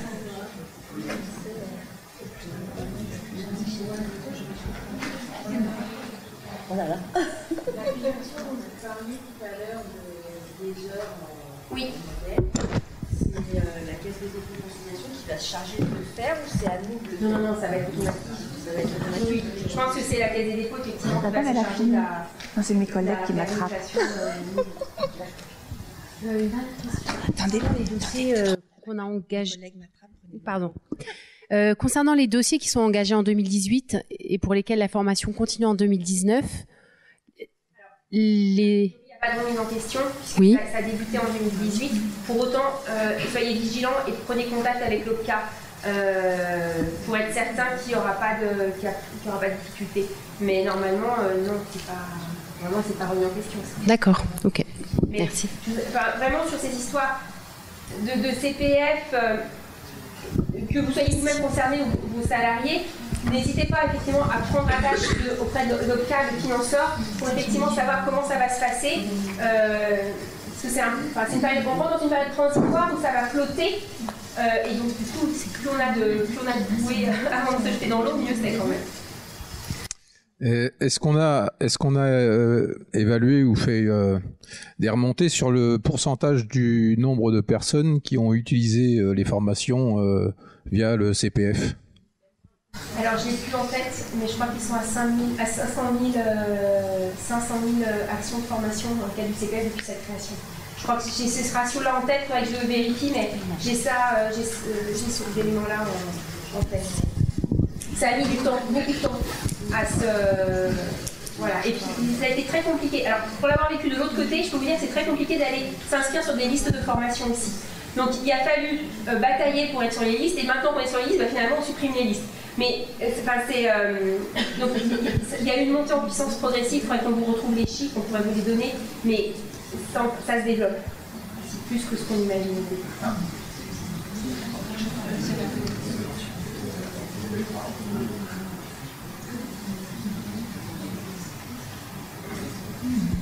Alors, tout à l'heure je disais des CPF, parce qu'en fait derrière le terme CPF, il y a 3 logiques. Donc là c'est la logique très individuelle. On a la logique de la co-construction également, la co-construction avec l'entreprise, par différentes formules. 1, parce qu'un accord d'entreprise de branche peut le prévoir. Il peut prévoir un abondement pour certaines formations. 2, parce qu'un accord d'entreprise de groupe peut définir des actions de formation éligibles pour lesquelles l'employeur s'engage à abonder. Dans mon entreprise, j'ai un fort besoin pour telle typologie de formation. Eh bien, je m'engage à cofinancer les salariés qui souhaiteraient s'engager dans cette formation. Chacun met un bout. Toi, salarié, tu mets un bout avec ton CPF. Moi, employeur, je mets un bout en cofinançant. C'est une action co-construite. Dans ces cas-là, l'employeur va prendre en charge l'ensemble des frais de formation et se fera rembourser auprès de la CDC, ce qui est dans le CPF de son salarié. D'accord? Donc, en gros, il a perdu l'avance et se fera rembourser derrière par la CDC. L'abondement, il peut être juste... Non, mais c'est mes collègues qui n'entendent pas. D'accord. L'abondement, il peut être juste pour une catégorie de population dans une entreprise. C'est pas l'ensemble du personnel. Pour des formations très ciblées, donc ouvertes effectivement à une certaine catégorie de salariés. Pour moi, c'est le vrai enjeu du CPF, c'est la co-construction. On voit bien que de manière individuelle, ça va être compliqué pour un salarié de se former, seul, sans un appui financier. Pour l'employeur, ça va être aussi compliqué avec cette histoire de non-mutualisation des fonds pour les entreprises de 50 à 300, hein, parce que les 300, vous savez déjà, ça le pratiquait déjà. Voilà. Mais ces entreprises-là, aujourd'hui, n'auront très peu de manières d'avoir un retour sur investissement quelque part. La co-construction du CPF le permet en partie. C'est-à-dire que chacun fait un bout, mais on a un intérêt commun et on y va ensemble.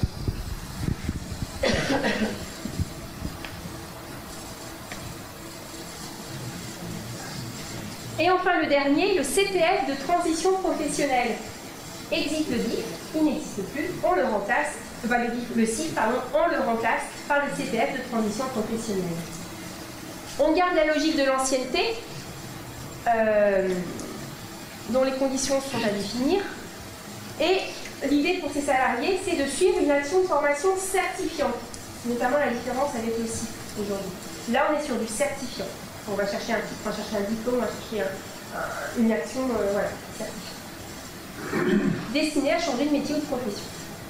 On mobilise ses droits inscrits au CPF, pardon.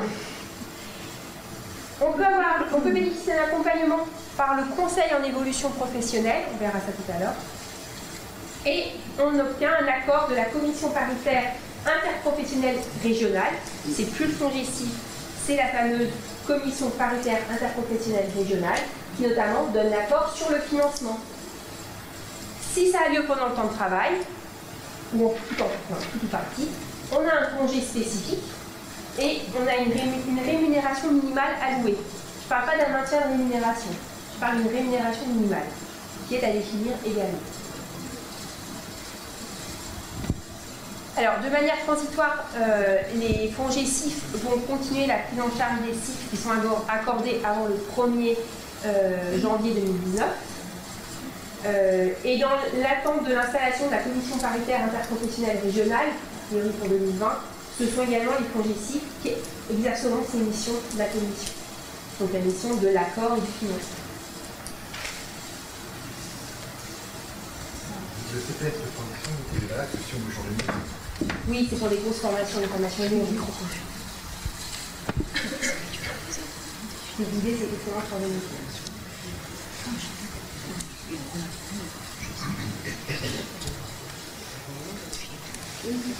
Est-ce que vous avez d'autres questions?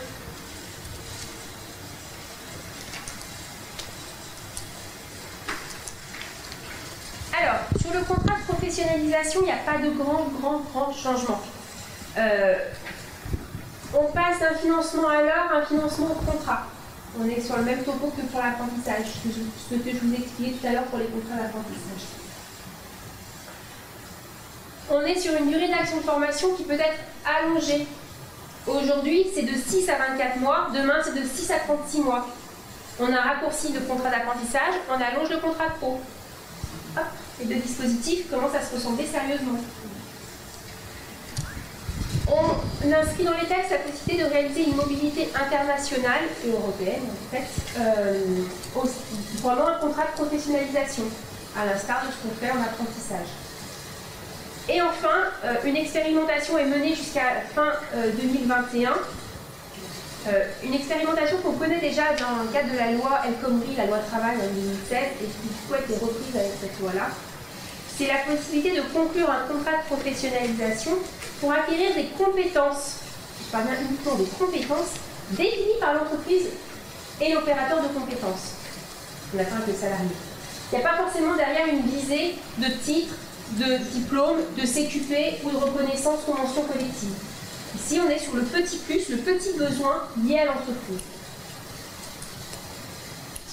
Il y a un autre dispositif qui peut être intéressant à activer pour vous, notamment pour aller chercher du financement, si vous avez des besoins particuliers. Voilà, donc une expérimentation jusqu'à fin 2021.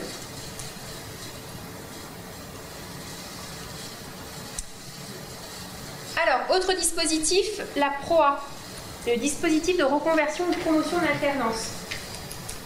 On avait la période de pro, la période de pro est supprimée et remplacée par ce dispositif de reconversion ou de promotion en alternance, dont l'objectif pour le salarié est également de changer de métier ou de profession, dans la même logique que le CPF de transition professionnelle, si ce n'est que là, on le fait vraiment en partenariat avec l'entreprise, ou bien bénéficier d'une promotion sociale ou professionnelle. Contrairement à la période de pro, c'est sur un public beaucoup plus restreint. Ici, on ne vise essentiellement que les salariés en CDI. Et les salariés en contrat unique d'insertion, CDI également. Certains CDD très particuliers, notamment liés aux sportifs de haut niveau. Pas tout le monde. Ça vise essentiellement aussi les salariés qui n'ont pas des niveaux de qualification suffisants au regard de l'évolution des technologies et de l'organisation du travail. Très clairement, ça va viser, alors selon l'amendement qui a été déposé pour cet outil, on viserait que les salariés qui ont au plus un niveau 3, donc niveau BTS. Donc c'est quand même un public plus restreint que le public qu'on connaissait précédemment avec la période de professionnalisation. C'est une formation par alternance qui sera proposée, et avec une visée derrière d'une action certifiante, une action de formation certifiante. Ce sont les opérateurs de compétences qui prendront en charge les frais pédagogiques et les frais annexes liés à ces actions de formation. Il y aura une nécessité pour vous que de signer un avenant avec le salarié pendant le temps où il sera en dispositif de reconversion de promotion, et cet avenant sera déposé auprès de votre opérateur de compétences. Parce que derrière, ça libère un financement. Donc il faut pouvoir activer un financement.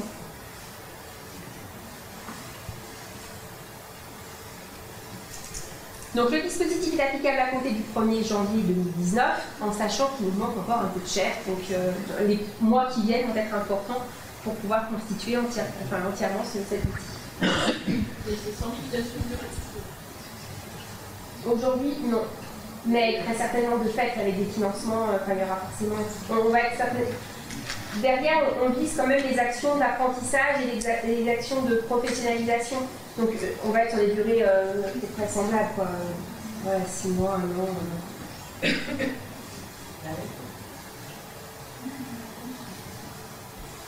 Est-ce que ça va? Alors je continue. Il reste 2 autres mesures qui concernent peut-être moins le conseil en évolution professionnelle, le CEP. Alors ça existe depuis 2014, mais c'est finalement assez confidentiel. Je pense que si je fais un petit sondage, peu d'entre vous connaissent l'existence du CEP. Le CEP, c'est un conseil personnalisé, gratuit, qui est donné à toute personne qui pose des questions sur son évolution professionnelle, qui veut accéder à la formation, qui veut être accompagné demain dans le cadre d'un CPF de transition professionnelle. Aujourd'hui, si c'est finalement assez peu connu, c'est qu'il y a peu de financement associé à ce dispositif. Ce qui fait qu'on ne voit pas des panneaux à tous les coins de rue avec marqué bureau du CEP. Le dispositif est pérennisé, c'est-à-dire qu'on estime effectivement que ça a une vraie valeur ajoutée et pour certains cas, ça va être financé. Qui va exercer ce CEP? Les acteurs historiques, que sont la FEC, le Pôle emploi, Cap emploi, les missions locales. Eux sont financés dans le cadre de subventions. À côté de ça, nous aurons des opérateurs territoriaux qui seront choisis dans le cadre d'un appel d'offres, qui devront remplir un cahier des charges et qui seront choisis par France Compétences. Ces opérateurs territoriaux seront financés grâce à notre contribution professionnalisante en amont.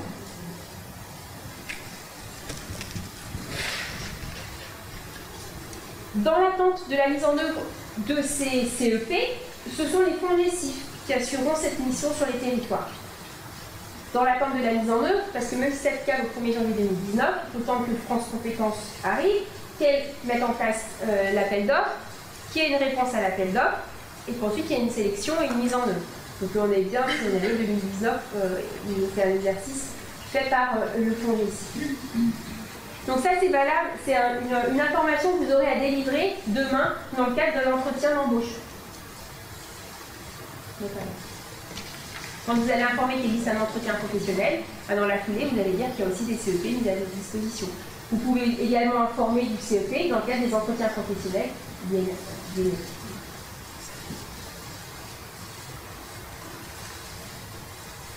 Et enfin, un dernier point, la VAE.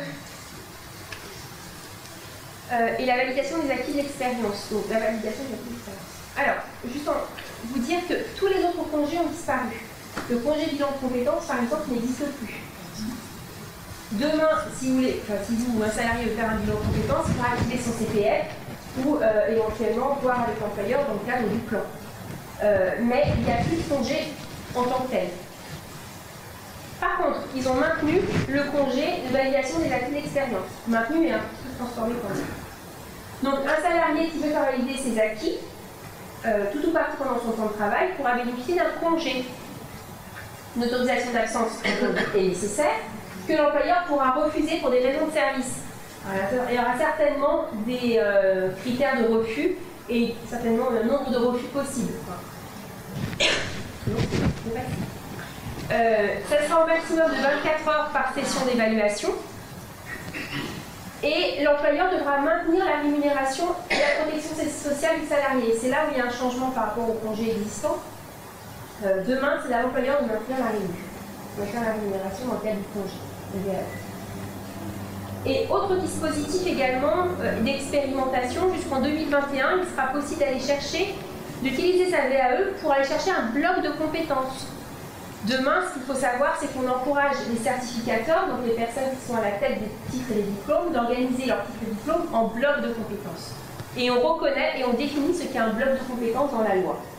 Et donc, on s'aperçoit que tous les dispositifs type CPF ou VAE rappellent cette notion de bloc. Donc, je ne vais pas forcément aller chercher entièrement un titre, entièrement un diplôme, je pourrais aller chercher un petit bout, un bloc, ce qu'on appelle un bloc de compétences. Et donc, tout l'enjeu en ce moment des certifications, c'est de les retravailler en bloc de compétences.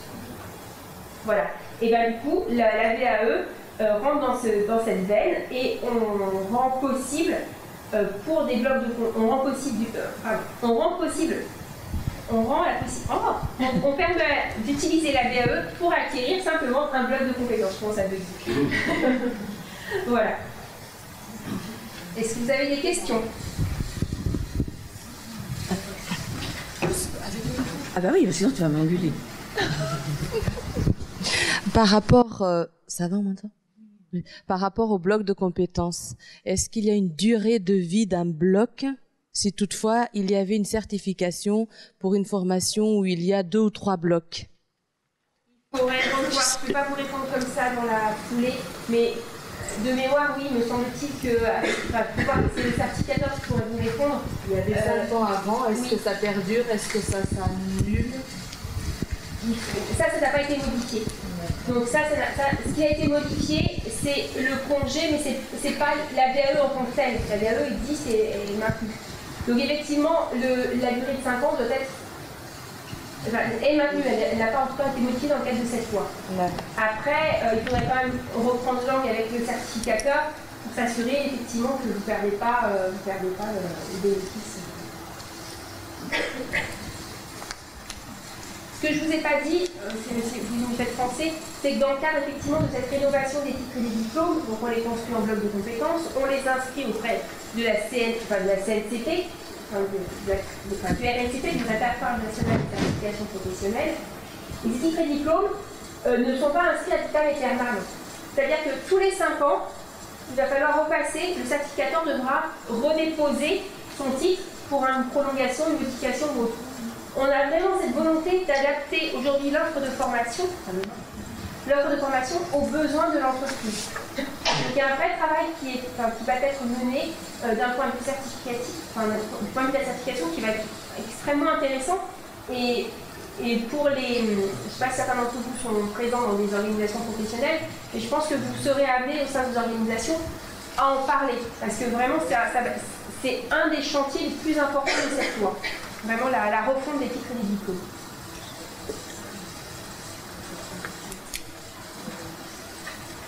Oui. Le financement de exactement. Et le maintien de la réunie par l'employeur. Mais oui, s'il n'y a pas de financement à d'autres. Oui, c'est ça, c'est pareil.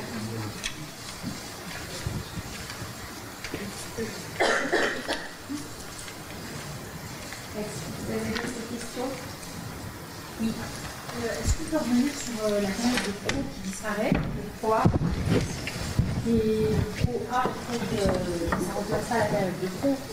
Non, alors ça remplace, oui, c'est-à-dire que dans la première mouture du texte, la période de pro avait disparu. Beaucoup d'entreprises se sont émues de ces disparitions parce qu'elles s'en servaient. Voilà. Donc du coup, pour pas vouloir... Ils se sont dit, bon, période de pro, ça ne correspond pas complètement à ce qu'on veut faire. Pour autant, on peut bien, on va rentrer un dispositif, mais c'est pas tout à fait la période de pro. Le public n'est pas le même, ces formations certifiantes, on n'est pas tout à fait sur le même dispositif. Donc en fait, pour les entreprises qui utilisaient beaucoup la période de pro pour récupérer des sous, en fait, il n'y aura pas de nouveaux dispositifs. Dans ces critères, que tout va bien, oui. Soit non. D'accord. Dans quel cas, il faudra le former dans le cadre du plan, du CPF. Ok. D'accord, merci. C'est vraiment une réforme qui a été voulue par les entreprises. Elles ont vraiment été... je n'ai pas tenu la plume, mais en tout cas, elles ont bien montré, ils ont donné leurs idées. Donc c'est vraiment un texte qui se veut facilitant pour vous. Après, il faut le laisser libre aussi, on va voir effectivement comment ça va se passer. Il faut que cette chair arrive, ce corps arrive. Mais il faut vraiment c'est vraiment un texte porté par le patronat, pas au sens négatif du terme, porté par le corps patronal. Et c'est l'OCDE qui déterminera si le niveau de qualification de la personne rentre dans... Alors non, ça fait partie des décrets qui vont arriver, notamment, mais a priori, on est sur du niveau 3. Puisque c'est ce qui était prévu, c'est l'indication qu'on a dans l'amendement qui a porté cette disposition.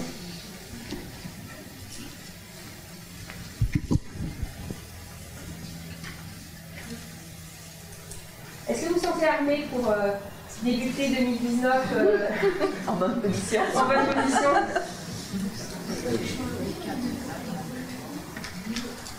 Les changements sont assez rapides, hein, de rien. Enfin, je pense qu'on a essayé de vous faire passer ça ce matin. Donc, même vos plans de formation, qui pour certains sont déjà faits, en partie, on va peut-être pas les organiser comme on les a imaginé début septembre. Enfin, voilà, il y a un vrai chantier à ouvrir dans le sein des structures, des entreprises sur tous ces points-là. Oui. Une question. Les versements volontaires qu'on faisait, sont versés chez qui? Alors, personne n'en parle pour le moment. deux possibilités. Soit c'est l'URSSAF qui va les récupérer, soit c'est l'opérateur de compétence. On peut penser que c'est l'opérateur de compétence parce que finalement, le versement volontaire, c'est une prestation que vous achetez. Hein. Donc on peut penser que c'est ça. Mais aujourd'hui, on n'en parle pas. On n'a pas de circuit financier. C'est versement volontaire. Vos OPCA, vos OPCA vont être chahutés là dans les mois qui viennent. Parce qu'effectivement, alors je ne suis pas rentrée dans le détail tout à l'heure, mais les opérateurs, donc les opérateurs compétents sont les OPCA d'aujourd'hui. On leur a demandé de travailler dans une logique de filière économique, enfin, métier.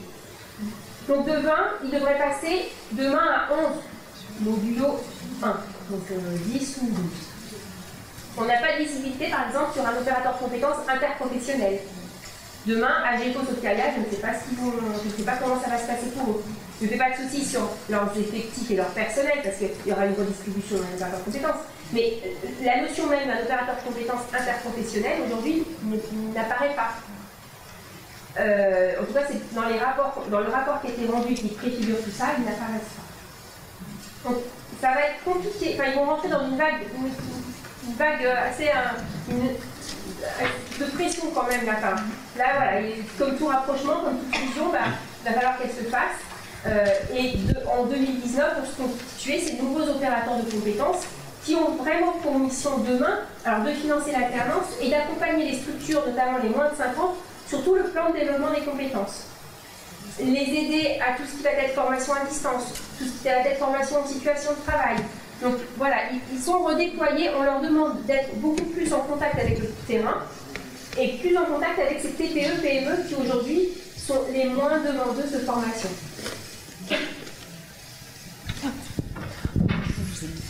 Merci.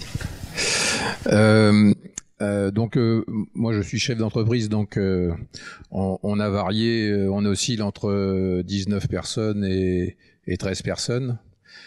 Ça fait 34 ans que je suis chef d'entreprise dans le bâtiment, donc une entreprise d'électricité industrielle.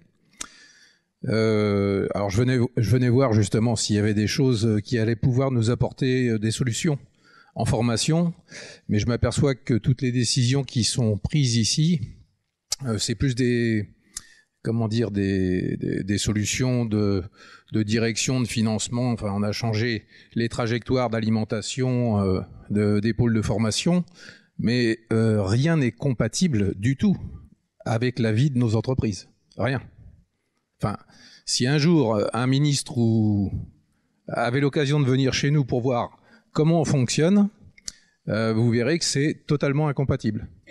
Nous, on n'a pas de planning visible sur 3 mois devant nous, donc il est impossible d'organiser des formations, savoir si on pourra ou pas libérer du personnel pour le former, pas de financement. Il y a des décalages énormes sur les apprentis, leurs compétences. Aujourd'hui, la facilité qu'ils ont d'obtenir Bac Pro, BTS, alors que quand ils arrivent chez nous, ils restent incompétents ou très peu compétents.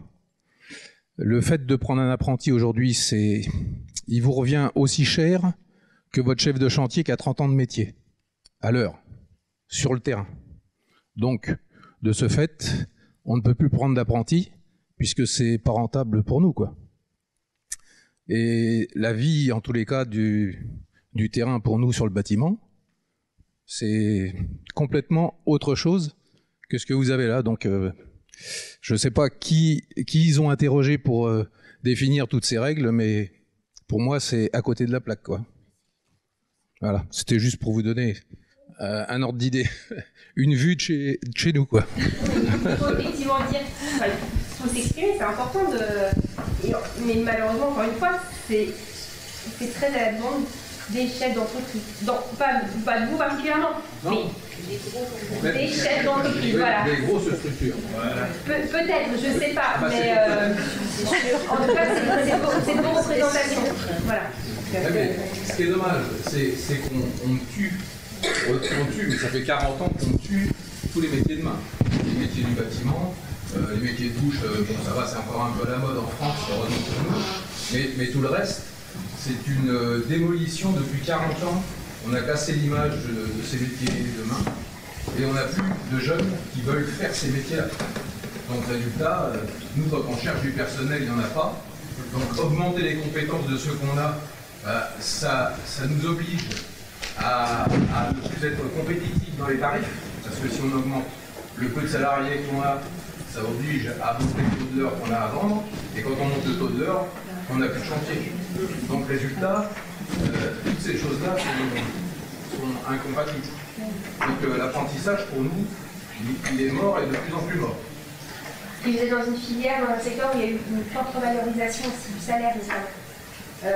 Donc effectivement, le coût d'apprenti, forcément, n'a pas le même coût pour vous, quoi. Enfin, pour un employeur d'un autre secteur. Je peux vous expliquer juste en 2 petites secondes, je suis si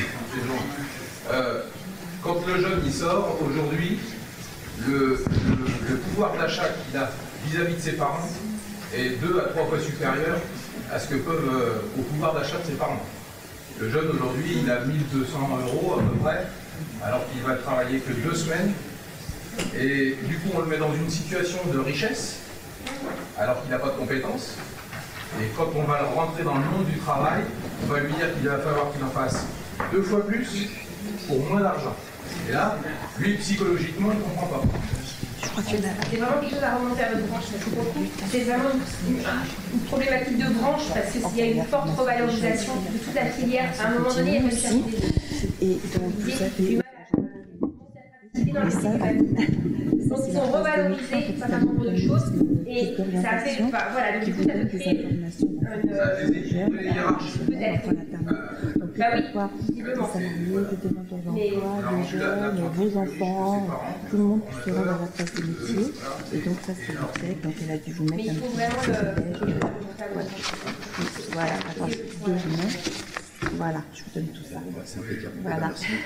Monsieur, à bientôt.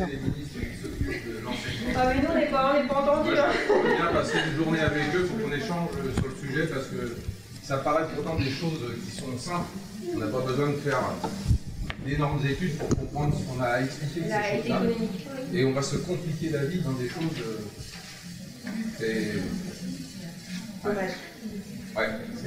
C'est une perte d'énergie, d'argent, de tout.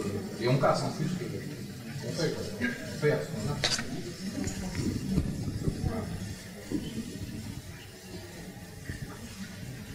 Je ne sais pas si vous avez d'autres questions, n'hésitez pas.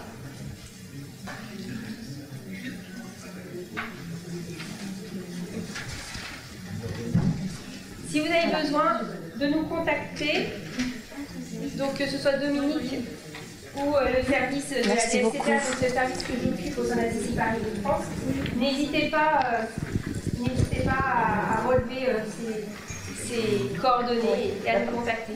N'importe comment vous les aurez avec l'envoi du PowerPoint qui seront dessus.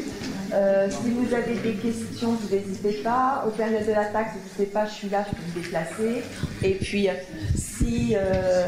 si vous le souhaitez, et suite au décret qui vont passer, si vous souhaitez que Nathalie revienne, ce sera avec plaisir, je pense qu'elle reviendra nous voir et vous accompagner à nouveau. Voilà. Merci de votre présence. Bonne journée.